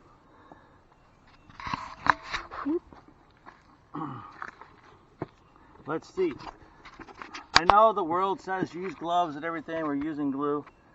And usually I wear gloves on everything. I am actually an engineer, and I type, and I can type like 80 words a minute. So I don't like to get my hands dirty if I avoid it. But clearly I don't care getting dirty, and I'm not going to do it. Not worry now. So I'm just going to push this in. And it is kind of gummy, icky. Well, this can be your poking thing Yes. if you need it. I'm going to use my finger as the poking thing for now. It is poking in there pretty well. I'm actually surprised we're using this much. Which tells me, how's the other side? Is there a big gap on the other side? No. Can you show me? Oh. You know the motto of Missouri? Anyone happens to know? I'm not sure if the camera videotapes that closely, does it? Yeah, it's doing it. Awesome. I didn't know that. Okay, so that's pretty close to fit. Now we're just fixing this other side. Because if it was not that close, our anal cells probably would have forced ourselves to fix it. And then after it gets too tight, it's cramming in there. Because the dowel is in there and we cram that dowel in there tight, I am not even worried about cramming this tight and pushing it up. I just want to prevent rain and bugs. Well, it's going to be hard to prevent bugs, but I just want to prevent rain from sitting inside of there. And we have bark. We should probably clean out that bark. But it's a sleeper, so it's less of a concern for me. So seeing how much is being used for this little crack, the big crack up there, we're going to need to mix up more than one, but we're almost done. Once I get close, I'm going to use the cramming stick. And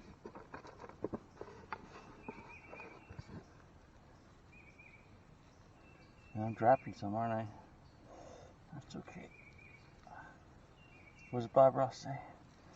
It's just a happy little accident.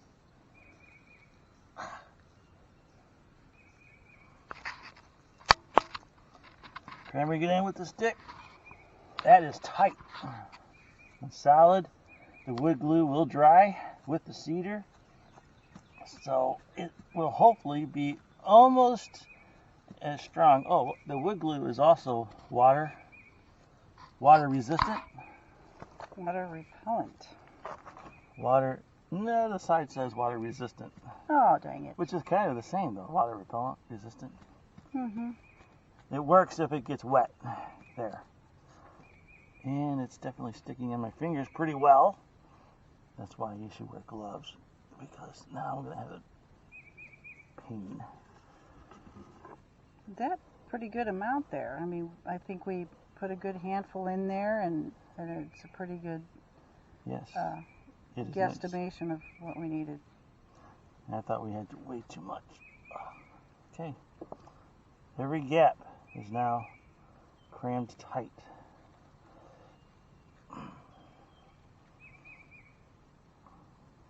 Okay.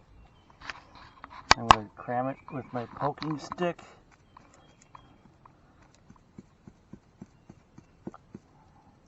And I consider that done. We are going to do the same thing. I don't think you need to watch the video of that. For our bigger gap up here, probably need to mix, but we've used every bit of what you just did. We're going to do the same thing. Fill in the gaps, and then no water is going to be sitting, and this will last even longer. We're filling in the other gap with the sawdust wood glue mix. I wanted to say one thing. This was a pretty good sized hole. So what I did was we put little pieces of wood. So I didn't have to fill this entire hole with wood filler. We crammed little pieces of cedar that we had left over into the gap, just to fill in the gap. Kind of like what we do when we made the steps. We first, probably bigger than that piece. Oh wait, here's a piece. I crammed pieces like this size in there, and I filled in some of the gaps. And just like our steps, we threw rocks in just to fill in space. And then we piled in the dirt around the rocks, and you can't see the rocks. So that's what we did here. We put in a lot of the cedar pieces into the gaps, and then we crammed in these gaps with the wood filler. And another thing about the wood filler, are you ready to leave this little spot? So the pieces that we have, these shavings, were kind of big. So, are you able to shred? So what Shelly thought of was taking this with her hands and just picking it up. No, you can just use this. So we poured it in there. We poured that. Notice the pieces are kind of big. And then she just takes it and just shaves it like that with her hands. And that makes it much smaller. I honestly don't know if it matters. I just know that the thing I read uses sawdust, which is usually much smaller, and wood glue.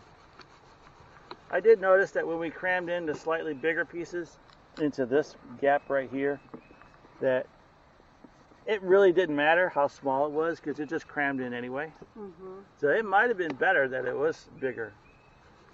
So this is a mixture. This is somewhere between sawdust and the big size that's shavings from cutting a lot of cedar. Okay, I think we're good. All right. Hello everybody. I wanted to show you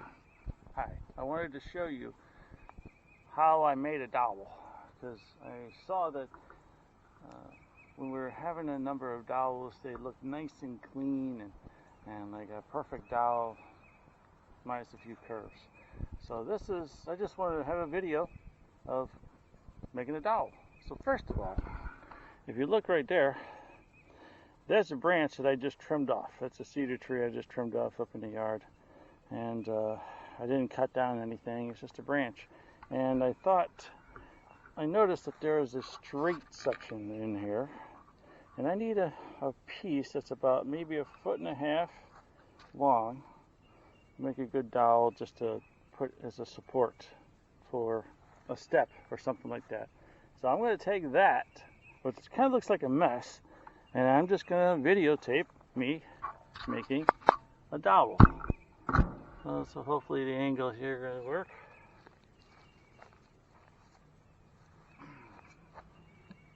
Okay, first thing I do is I decide where I'm going to have the dowel. Oh, you saw.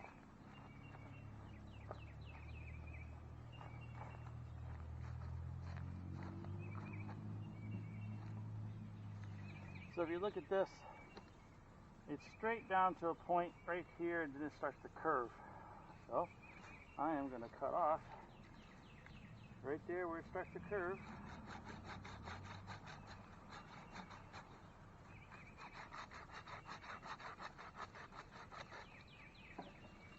And all of this, I'm going to probably burn.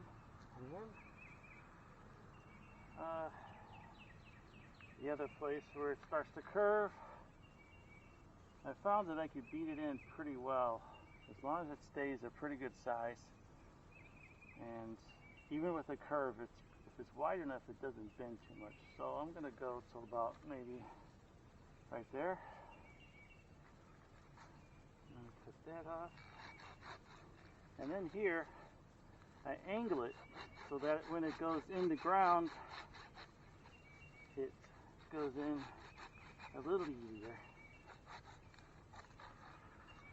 And I'm already seeing that this is going to be a little shorter than I wanted. Alright, so I have this piece here. I'm just going to trim it off.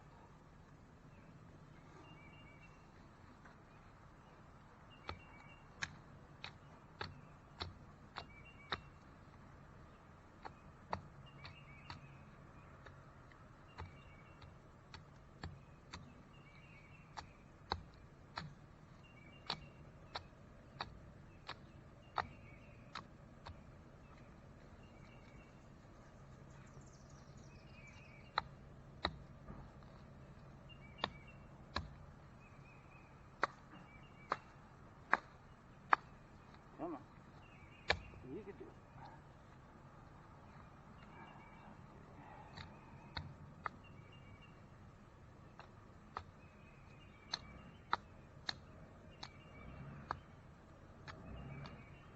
One of the problems with this piece that I had, which made it more difficult than most, is that there were so many branches coming off.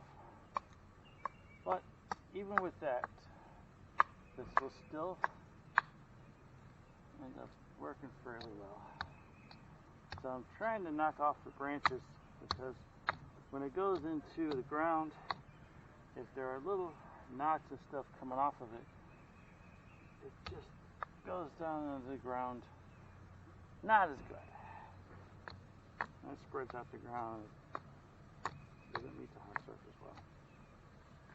So just knocked off the pieces. No.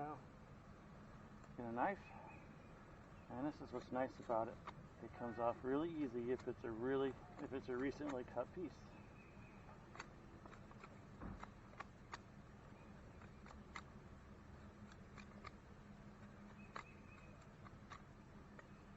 All these difficult parts are where those branches came off. And notice very quickly we have a nice looking dowel.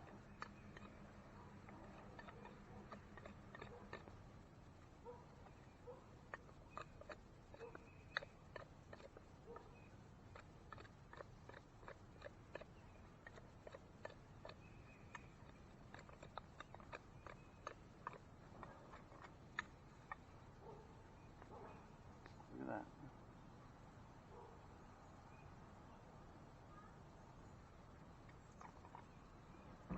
There you go. That's how you make a dowel. Thank you for watching. The Cedar Bridge at the Rock Creek Trail to the spring, all that, we just wanted to tell Shelly. Oh, by the way, this, for the first time, we're all together. This is my brother Keith, this is my sister Shelly, and this is the other brother, Robbie. Not Daryl. Or Rob. Not Daryl. That's Rob. Not the other brother, Daryl. So we just wanted to tell Shelly that we have made the greatest safety video of all time. Demonstration included. So Of Keith, what not to do.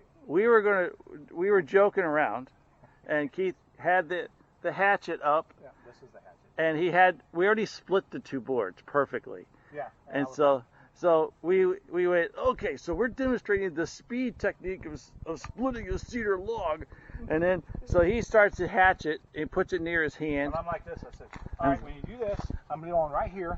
And so we're like, safety first. Safety first. I'm going to move my hand just before I hit it. So I back up. And he goes, and I made sure, you got to make the right sound. I went. Nope, I hit my finger. With the axe.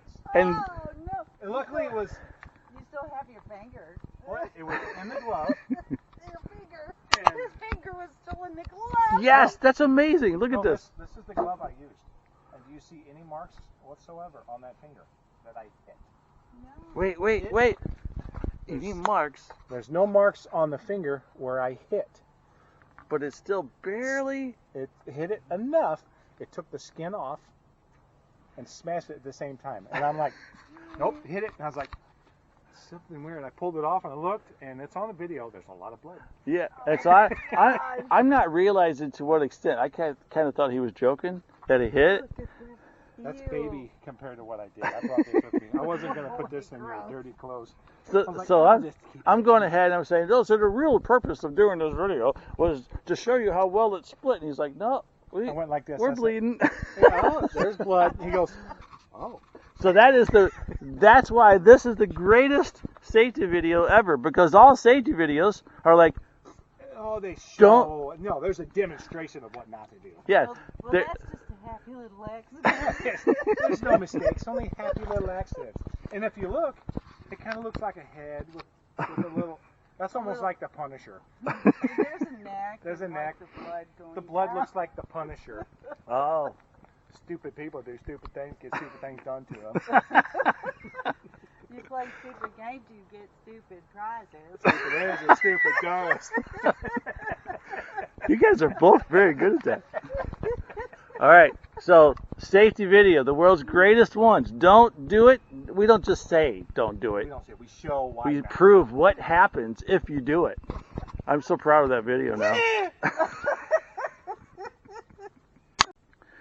Hello, I wanted to make a short video on dowels, on banging in dowels.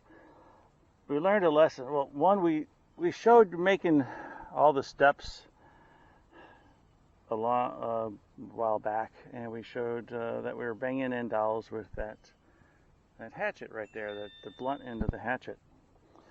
And then we got a little bit smarter, and we started bringing in that little sledgehammer thing. But what we found that works the best is we found a fairly large piece of cedar, that is the old cedar that was kind of rotten from a tree, but actually not rotten, it was just really old. I'm sorry, the camera's jumping and I'm getting attacked by mosquitoes. So we found that hitting with this is much more effective than with a hammer. And if not directly with this, then we put this on the dowel. I can't do it because I don't have a videographer or person here. If we put the stick on the dowel and then smash it with the hammer, it doesn't start beating this end all up and start to spread out. And for some reason, this just works so much better. So I would encourage you to get what I call a stick that is solid, that I call an enforcer. And just use that instead of a hammer. It does less damage to the dowel. It has a wider surface of hitting, and it allows you to really whack the thing. All right, that's it. On with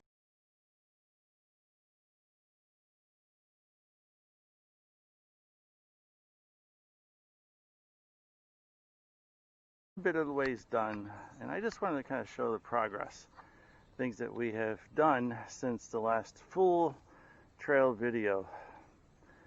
First, we've decided to move a few things. Originally, our entrance was going to be right there, but then after clearing out a whole bunch of the invasive trees, this totally opened up our yard. If you can see down here, you can see how I cut a whole bunch of trees down there. So it totally opened up our yard, and the most exciting thing was we kind of rediscovered beautiful trees, such as this one right here. And it just keeps going up. And until we started cutting, all of this tree was kind of, actually all these trees down there were just surrounded by this invasive tree that we call a viburnum tree. Some people call it honeysuckle. It looks like a honeysuckle, but it doesn't smell like a honeysuckle. So I don't know what it is. But anyways, extremely invasive. And there's a whole bunch of them still down, all down on the trail. We haven't cleared everything out. Anyway, here is what we decided to do on the trail. Created another entrance next to this beautiful tree. So before we were coming down, and you might even be able to see here, those are tire tracks from mowing the lawn, because water flows down this hill and it makes this very muddy and very slippery, and we've all had more than one slip and fall. So we decided to create some outbacks right here in the beginning. Not outbacks, outbacks. Switchbacks. Oh my God, for some reason that word keeps escaping me. So before the trail went right there. But after cutting down a whole bunch of these invasive trees, we discovered this beauty. And so we wanted to pay tribute to this beautiful. Shelley knows all the tree names. I don't remember it. It's a common name, and it bothers me. I don't remember it. So we're coming right here, coming through here, and then this is going to be our official entryway, right there. And we're going to put kind of a gate. We have some arches, some pieces up right up there that are arches, and we have a few more left over from some of the other clearing that we've done with all the cedar. So this is going to be our official entryway. Now I'm going down steps that we've made.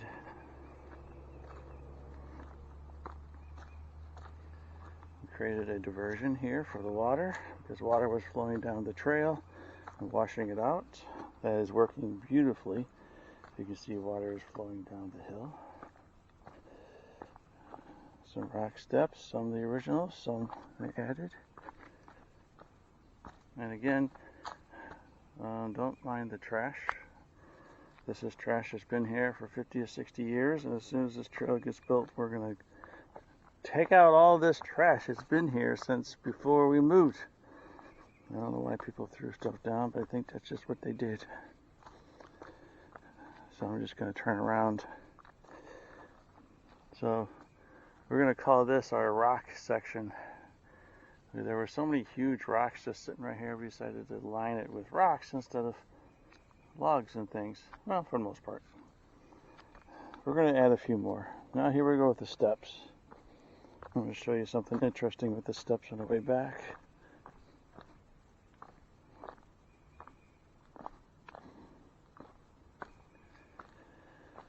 These steps are so solid. It's been raining, and rain actually helped solidify these steps. And now over here at the bottom, kind of at the bottom. The exciting thing is, of course, we finished the bridge. We're still working on the banister, and we cleared out all of those invasive trees that were blocking the view of the bridge and our King Kong vine. So once we get right here, we see the bridge. That's awesome. And then after we cleared out all those invasive trees, we discovered this beautiful old log, this old tree, just huge. It fell down before we kind of walked through it. And now we can actually see the whole thing. And from right here in this very same section, one of my favorite things on the trail is King Kong vine. I love that thing. And as we were digging out the trail and leveling out this section right here, we noticed the beautiful smell of sassafras. As we were becoming more and more curious where it was coming from, we noticed right along here, we kept hitting sassafras roots. And then I was like, there's got to be a sassafras tree around here somewhere. And then we looked up, right there, huge tree, a sassafras tree. So I went up and I just sliced the root just a little bit and put my nose to it. Sure enough, beautiful smell of root beer, sassafras. So we have a sassafras tree. We decided to call this little section right here Sassafras Pass with the view of the King Kong vine. And then there's our bridge. Those logs right there on this side of the bridge, those are just set there because we're going to use them in a moment. And that's where we are right now.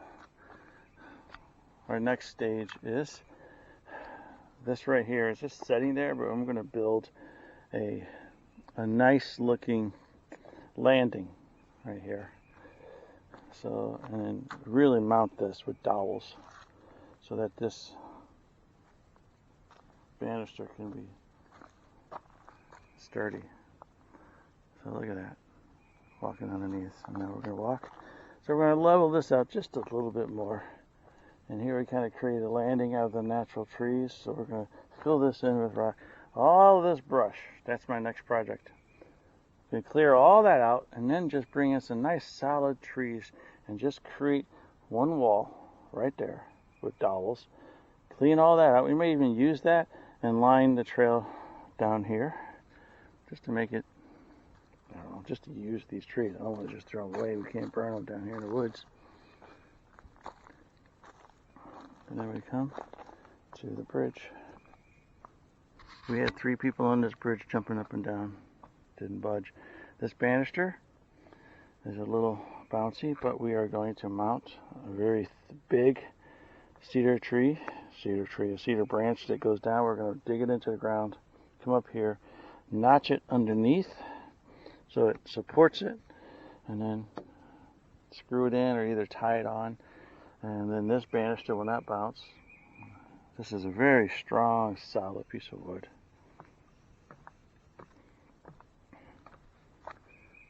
And then the trail continues. I'm not going to go all the way to the spring, just right down there, but the spring, I got to clean that out because a little flash flood happened and totally filled up the spring. Well, might as well take you to it. But before, there's our bridge. Oh, I wanted to show. We purposely turned and made a switchback right up there just because this massive log right here created this awesome bridge. a little tunnel to walk underneath. So we're like, hey, let's walk underneath the tunnel. That's what we did. Now walking down the trail.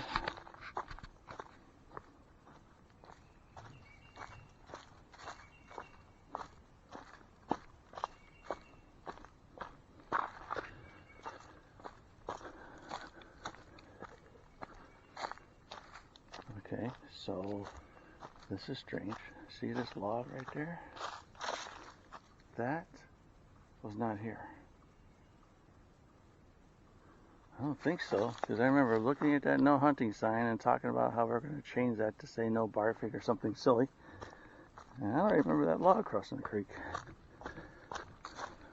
And then a little flash flood right here in this creek that's pretty much dry. Washed down that rock, that tire with the rim in it. It's so heavy and it's just garbage. It was way up by the road and it filled in this whole section with all that. And there's a huge log in there. So our next project after to clean out that bridge section is this. And then we're probably going to try to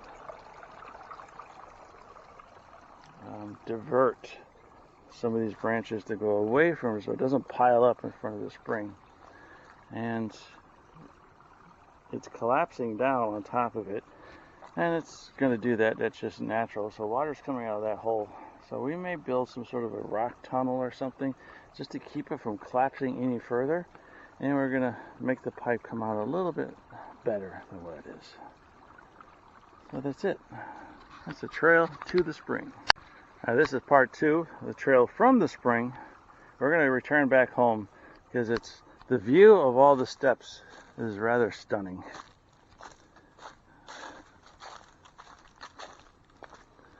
So this is the latest stage of development of the trail. Most of our effort has been focused on everything leading up to the bridge. Now that that's done, we're going to clean out the area around the bridge, create the walkway a little more appealing, keep it natural. There it is, the bridge. And we might create a little path. As you can see, I don't know if you can see really well, but right in there is a natural deer trail. And of course, the big problem with this is, turn around. See that? That's a natural deer trail. So the big problem with this is every day we come down here, when we work, when we just walk down here, it's not a problem. But when we work down here, we get ticks. So every day we have to check. King Kong vine. Walking up here. Love the feel of this bridge. It's so solid, it doesn't even budge. We just made it out of cedar, pieces of cedar. Walking through that natural opening. We had to cut an opening because we were crawling through this log. We thought about diverting the trail up and around it, but that was quite a climb. So we just cut an opening, and we're going to use that right there as part of our wall. Flatten this out. Again, this is sassafras pass. The sassafras tree right there, and King Kong vine. Love it.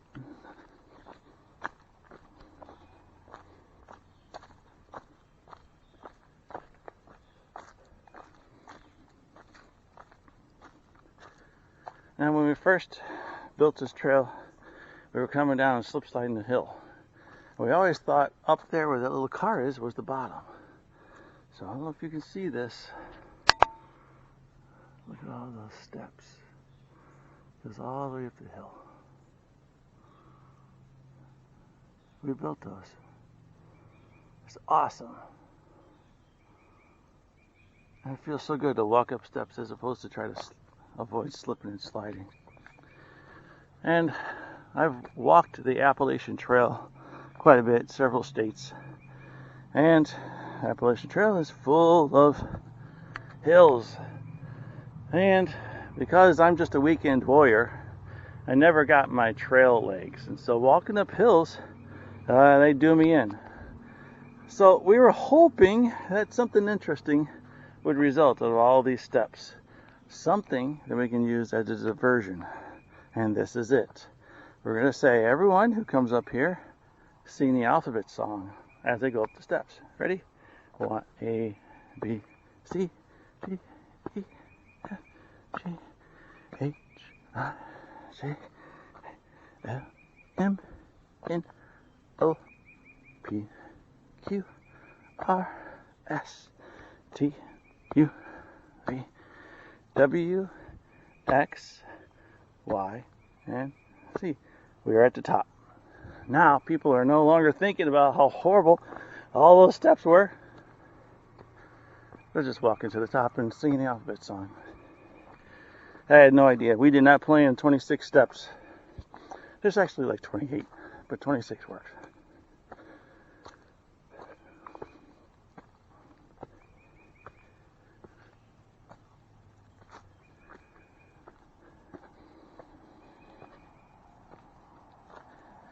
I'm a little winded.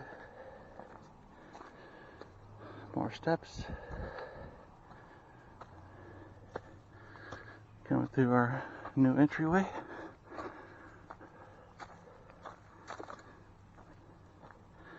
Switch back.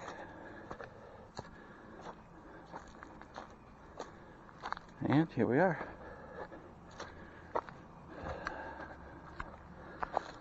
Now what I'm going to do is bring all these dowels that I just cut, and we're going to build some walls, some support walls by the bridge. So there's our trail. Hope you enjoyed it. We are finally putting the bridge together. This is Shelly, and we've done the first 4, and we're doing number 5. And number 5 with our secret code. 5 fingers on the hand. Number 5. We didn't get anyone down here to test it, so this will be a little secret that'll last forever. What we've done so far, we've pre-drilled holes way up way, and I think we might have videotaped that. I'm not sure if we did or not. And we pre-drilled these little holes right here, and there should be one over there somewhere. Mine's way over here, right there. And with some of the thicker logs, we used a thicker screw, and for the smaller ones, a thinner screw that's a little bit shorter. So we're using 5 5/8 and 5 inches. And these things are solid in there. And we are screwing them in. Are you ready to screw? The hole is over nothing right here. Okay. It might be angled in. Okay. When we pre-drilled it, we set these on the logs, on the support logs, up at the house. And we pre-drilled. I think that's it. It's wet, I can't see it. And these, well, it's thin, it should work. Ready, set.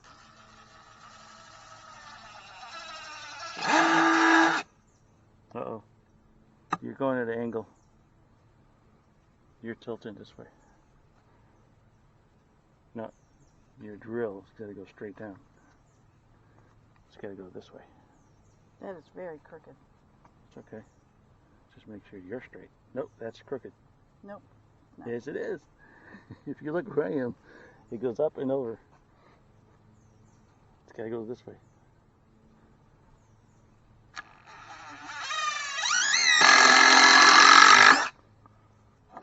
Yeah. Okay. That's in good. You're all right. And we are going to continue screwing in these support logs. Well, these are support logs. We're calling these slats. Mm-hmm. And oh my God, these are solid. Feels so good. It's getting done finally. Okay, here we are. This is the very last few screws on our bridge. Look at this bad boy. Awesome. we have a very slick system. We have one drill to drill the holes, and then we have two different sizes of screws. We have a thinner screw and a bigger screw for the longer logs. And so we have one drill with one bit and the other drill with the other bit. And you guys are going to do this together at the same time? Oh my gosh, how exciting. Here we go. You want me to count? On 4. Ready? 1, 2, 3, go. I win. That is awesome. That's real, So, like, should I use the other screw on this one? The last one, or should I go ahead and use that big one? Use a big one because it's pretty wide. All right, I'm going to move this, and we had an extra board. This one was all twisty. We decided not to use that one. The very last screw. Oh my gosh.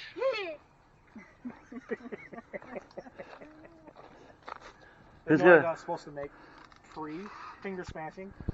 Okay, can you guys walk on it? Alright.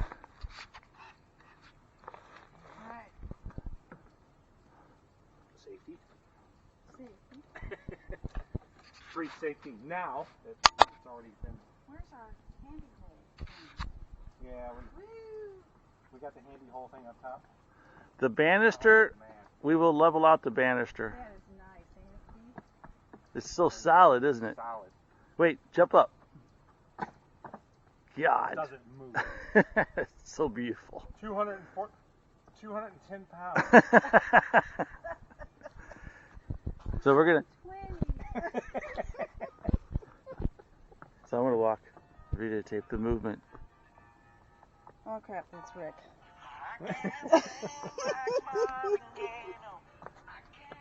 Oh. Wow. Solid. Man. No movement whatsoever. About the 25. This is cool. Yeah, it doesn't. There's no give in that bridge. So now we're gonna take that banister. We're gonna raise it up on that end and dig it a little bit over here, or maybe cut it a little shorter. Yeah, I think we're probably just gonna put it. It's sitting up. There's a sleeper we cut just for that, and we're gonna get rid of the older logs that are just kind of sitting there that kind of peeled off of that really awesome old Yeah. log, and we're gonna raise that up higher so that this banister is closer to being even. And then, if you wanna, We're gonna put a thing right here, here here, Keith, just go demonstrate. without falling. And then we cut one that we left one that was longer. We're going on top or side? On the side. Yes. So we're gonna go, but this is gonna go all the way down into. We're gonna dig a hole. Moving over here. We're gonna dig a hole. So it's gonna mount up there, hold the banister a little stronger. Gonna put it like right on top, pretty much. Yes. It's gonna be, and there's gonna be screws in it, And then it's actually gonna go down. Can you just let it go down? We're gonna drill a hole into the ground. And so we left that piece long so it'll give a little more support horizontally. And then we're gonna also support the banister. And we may even do another one over here the end, on the very end into the dirt, just because because it's there. it's there. It'll be uniform. So going back here, So this will be up about here. yes. Up to my bloody finger. We're talking about the banister. The banister. My bloody finger. And then what we will probably need to do is notch out those boards because they're very slippery when it's wet. Yeah, we can do the elbow on it. Gotta make that noise too. Okay, this is it. We finally finished. The bridge. Oh, and you've got that board ready to go. I'm like, Yeah, That one hold. was long. So both stand on it one more time. It's not even moving. I know. It is solid. I would drive a motorcycle over this easy. Motorcycles. Or- Now I have to buy one. Yeah. It's not big enough for a four-wheeler, but a motorcycle, yes. Getting a motorcycle on the turn would be a little tricky, but Okay, well, thank you for watching. We will take more video once all of this is finalized. And we're going to do a video all the way through the trail because we've done so much more on the trail since the first day we started. So thank you, Keith. Thank you, Shelly. Thank you, Rap. See you later. Hello, everybody. Let's take a walk down to our natural spring here on Rock Creek Trail. Let's say the trail is about 95% complete at this point. So we're just going to take a walk.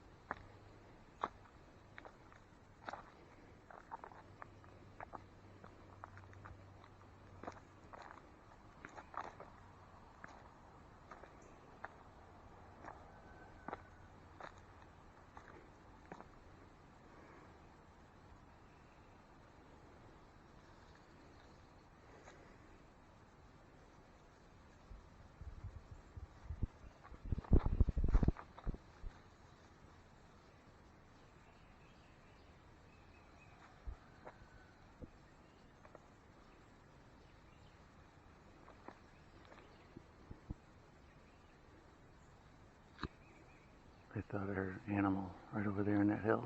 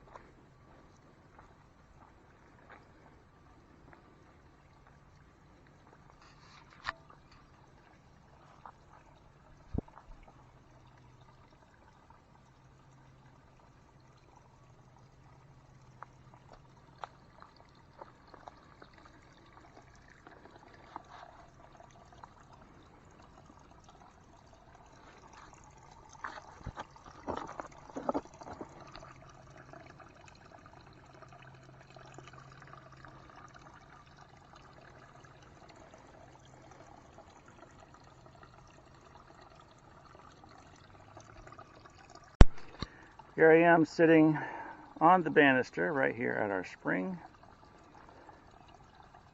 And I just wanted to take you on a walk back to the beginning of the trail.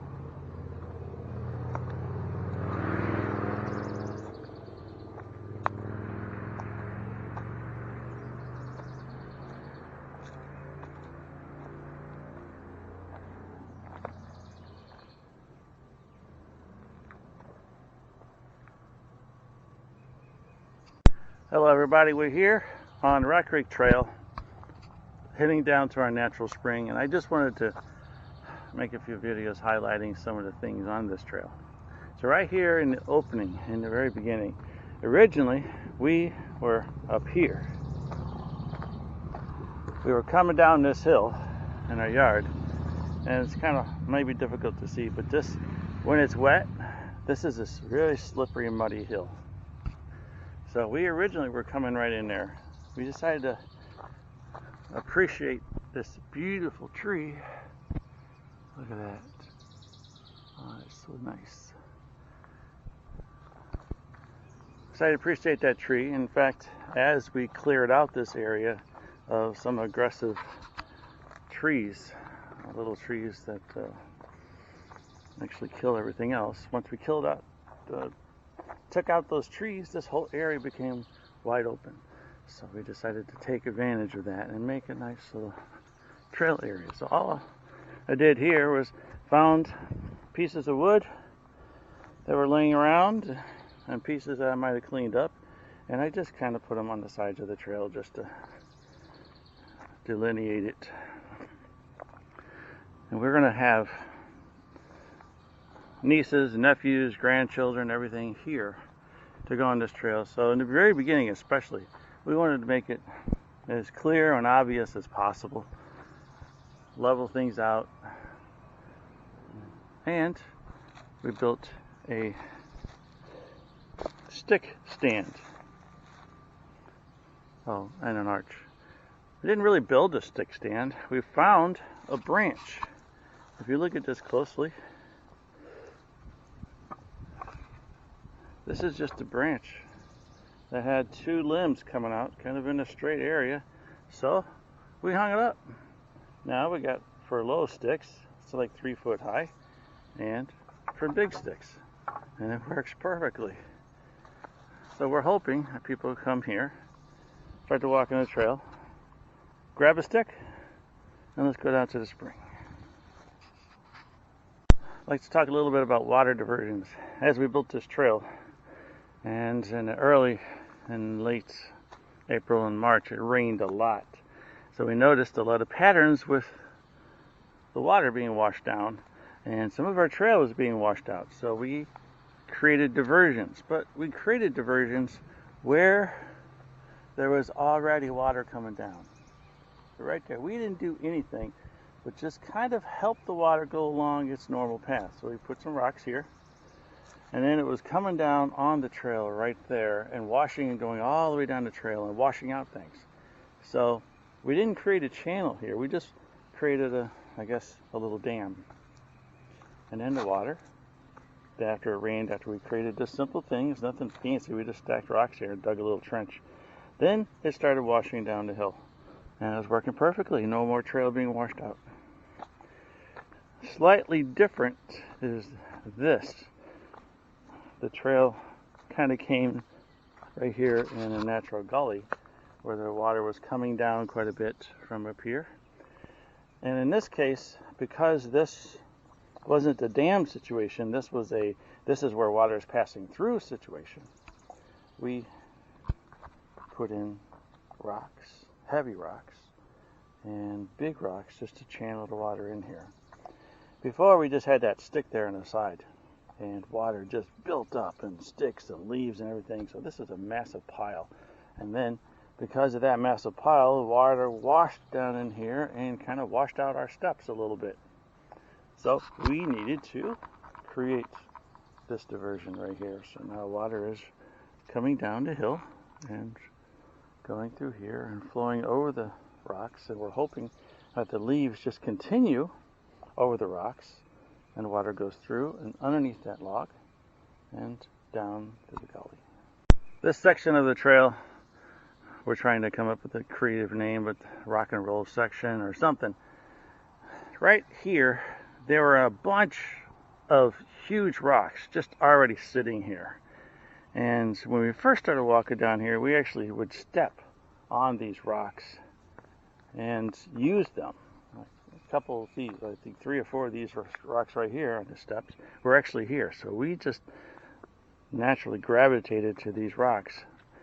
So a lot of these rocks were already here, so we just brought the trail through this section.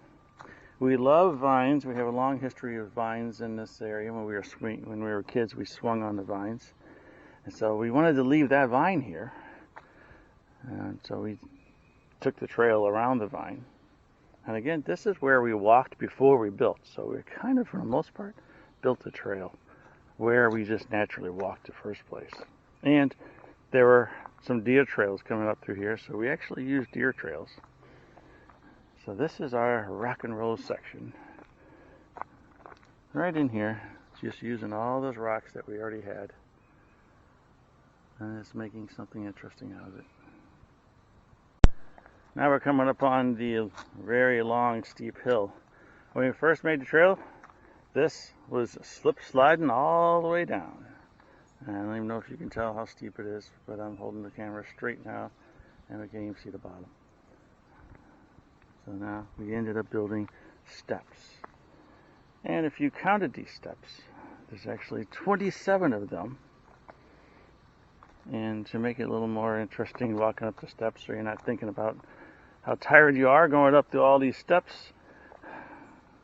we could sing the alphabet song. And here, this area has a bunch of trash that was thrown in here by previous owners about 55, 60, 65, 70 years ago. I don't know what it was, but people used to just throw trash down a hill in the forest. So our next project is to clean all this trash up. So if you see tires or things and whatever in the video, that's what you'll see. We found some old car taillights. And we decided to just maybe use them. We may take them out later. But now when we look up to those taillights from down here, it kind of looks like some eyes looking out to the forest. It's kind of fun. Here are all the steps we built, and we just put in dowels behind the log. Right here. Put in dowels behind the log, and then filled in the dirt and just leveled it out. If we found curvy pieces, we just used them. We weren't looking for perfection, we were actually looking to use the natural landscape of this area. And many times we came down here, we would land on rocks before the steps, and so we incorporated them, like the small step right here. When we came down slipping and slide, we'd always land on this rock and go, oh, okay, we're safe. We'd pause at that rock. And this place here, we'd walk across. We'd get right there. It's a little bit flat. We'd rest and savor that we survived slipping down this hill, and then we'd slowly walk across. And then we'd look down, and we'd go, okay, got to get to that rock right there. And then the next step was, there's a rock right here in the center. And then, after we got to that rock, then we're at the bottom. So, here are our steps. Looking up.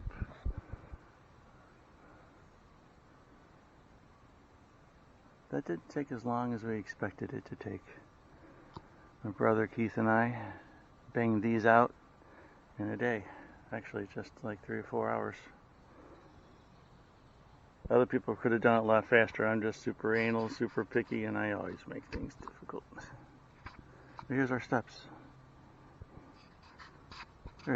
Throughout this entire trail, we wanted to take advantage of all the natural landscape and everything that was already here.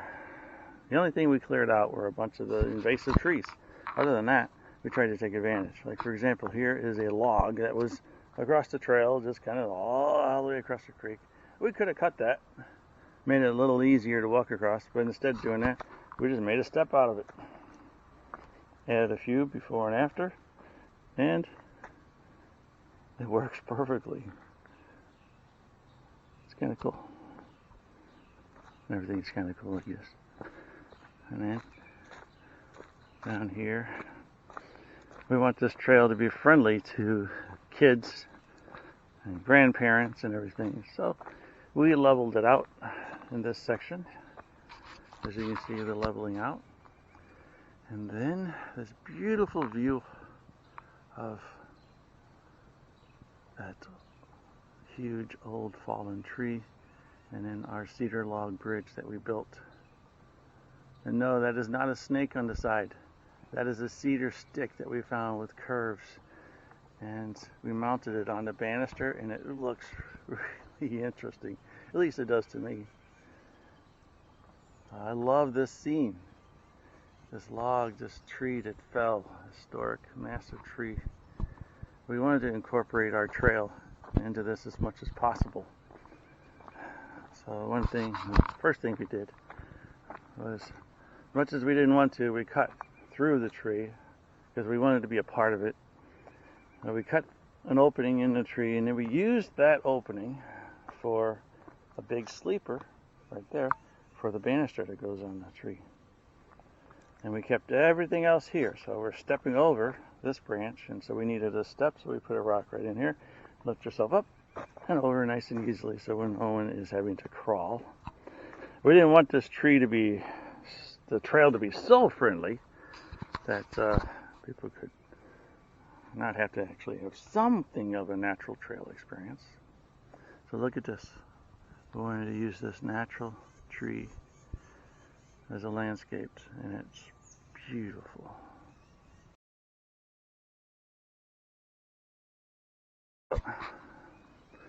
When we were cleaning out this, or flattening out this trail right here, we kept smelling wonderful, beautiful sassafras. So we would kind of edge out to flatten it out right there, and we kept hitting sassafras roots. And if anyone doesn't know, sassafras smells exactly like root beer. In fact, there's sassafras root in root beer. So we kept hitting them and wondering, okay, somewhere there's a sassafras tree. Kept looking and looking, and then we happened to look up at this tree, and it's hard to tell here, but the sassafras tree leaves look like little gloves. I can't even tell right here, but someone might be able to see it, but it looks like a mitten. And when you see a mitten, you're looking at a sassafras tree. So I was like, I think that's a sassafras tree. And so I went up and I just notched the root up there with our hoe or a saw or something. And I smelled it, and yes, it was a beautiful sassafras. So we decided to name this little section right here Sassafras Pass. And then right there is what we call our King Kong vine. When we were coming down here in the creek and going right there, we happened to look up and we saw this huge vine. It's so awesome. Call it the King Kong vine.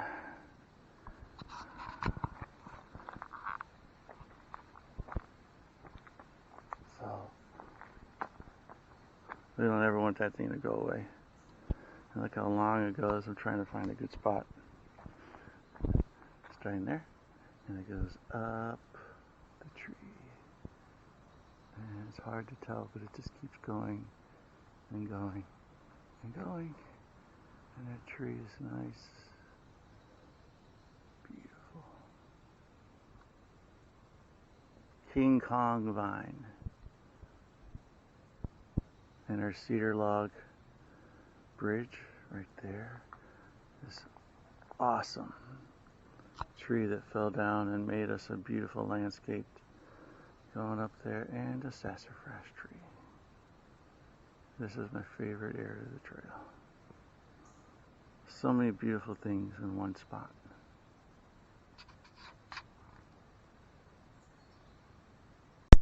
And here we are at our cedar log tree. At the tree with the cedar log bridge. During the coronavirus outbreak, I traveled from Massachusetts to Missouri and did a lot of work from home there for my normal job, but in my spare time, kind of as in my own social distancing, social quarantining, self-quarantining efforts, I and my brother Keith and Shelley built a bridge. And all this bridge are from logs and branches and everything from me clearing out sections of our yard where we had trees growing next to trees that were killing each other, and a bunch of other branches that were just kind of hanging down and half dead. So this bridge resulted from a desire to send our trail through this branch of this tree, and we built this bridge. And this banister was a very long tree that we found right over there in the forest. It was really nice and strong and solid, so we decided to use that as a banister. Notice how long and straight it is. And in another video you can see that this thing hanging on the side, from a distance it looks like a snake. It looks awesome. Anyway, here's our bridge. What we did was we cut various sizes of logs and we made it very strong. I'm jumping up and down on it. You can't tell, but it's very, very strong. And our banister, we mounted the banister looking down into the creek, into the hole. We dug it about a foot, and then we stacked rocks around it. We put in a dowel, a natural cedar dowel, and this thing is so strong. Oh, I'm actually hanging on it right now. It doesn't even move. And we wanted to make this log bridge just really stand out, so we found some rocks from Rock Creek right there. We live on Rock Creek Road, and I was looking on a map and I noticed that Rock Creek begins real close to us, and then Rock Creek follows along past the school that I went to when I was in middle school, and then it continues on through Mastodon State Park here in Missouri, and then Rock Creek continues longer and goes all the way into the Mississippi River. So because we live in Rock Creek, and we lived here pretty much all our lives, we wanted to bring a little bit of Rock Creek here onto our trail, onto the spring. And so these rocks here on our bridge are from Rock Creek. And how we built the bridge, those logs underneath is from one tree that was invading another tree, and the two trees next to each other were killing each other, like I said earlier. So we cut it down and ended up being almost perfectly 18 feet long, and so we made our bridge 9 feet. And we took these logs and we either split them in half or we just notched them. And these log supports are sitting on sleepers, and those sleepers are buried in the ground. We notched the boards out, the supports, set them on there. We used dowels made from cedar, and those dowels go through the supports, through the sleepers, and since they're about 2.5 to 3 feet long, they actually go into the ground. We really pounded those things in, and it was a beautiful thing when it just continued to go without an issue. And then we screwed those in. We thought about tying them on, but we wanted it to be super strong. So there's our cedar log bridge. I love this thing. It's so strong, so solid, so inviting. This whole area, over time, we're just going to decorate this area. Maybe put a bench right there, and I don't know what we're going to do. Any one time someone comes up with an idea, we're just going to add to it.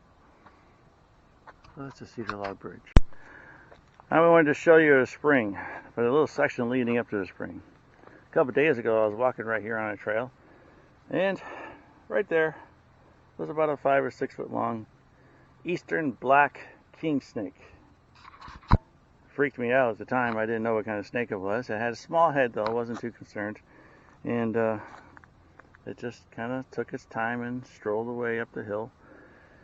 And I learned the king snakes are the good ones. They're the ones that kill and eat the copperheads and the other poisonous snakes. So I'm really happy to have a king snake down here in the trail. Now if you look right here, this creek is dry. Now this is basically just a runoff creek. But 2 or 3 weeks ago, there was a flash flood in here. And that log was washed down, and tons of things were washed down. There was a huge, actually this tire with the rim in it was washed down, and it filled this entire spring area because there was a little tree going across. Filled the entire spring area with leaves and muck and everything. Just 2 logs, actually those right there, those logs were washed down into the creek. into this area. So we had to clean it all out. And we then created, hopefully, I don't think they're going to withstand, we're going to need to put bigger rocks, but hopefully a diversion so that if there's any flash flood again, it's going to come to these rocks and just wash past the spring instead of stopping up in the spring. There was a tree that we had to cut down that was pretty much dead, but it was so solid still. We just brought it down and hung it across the spring. Now here is our spring. Because we are on the edge of a hill with lots of leaves and everything, eventually we're going to pile up some logs right up here on the top upper part of this spring so that some of the leaves as they get washed down be past our spring.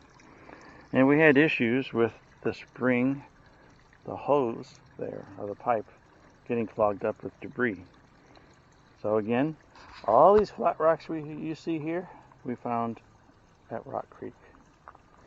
And what we did is inside of here,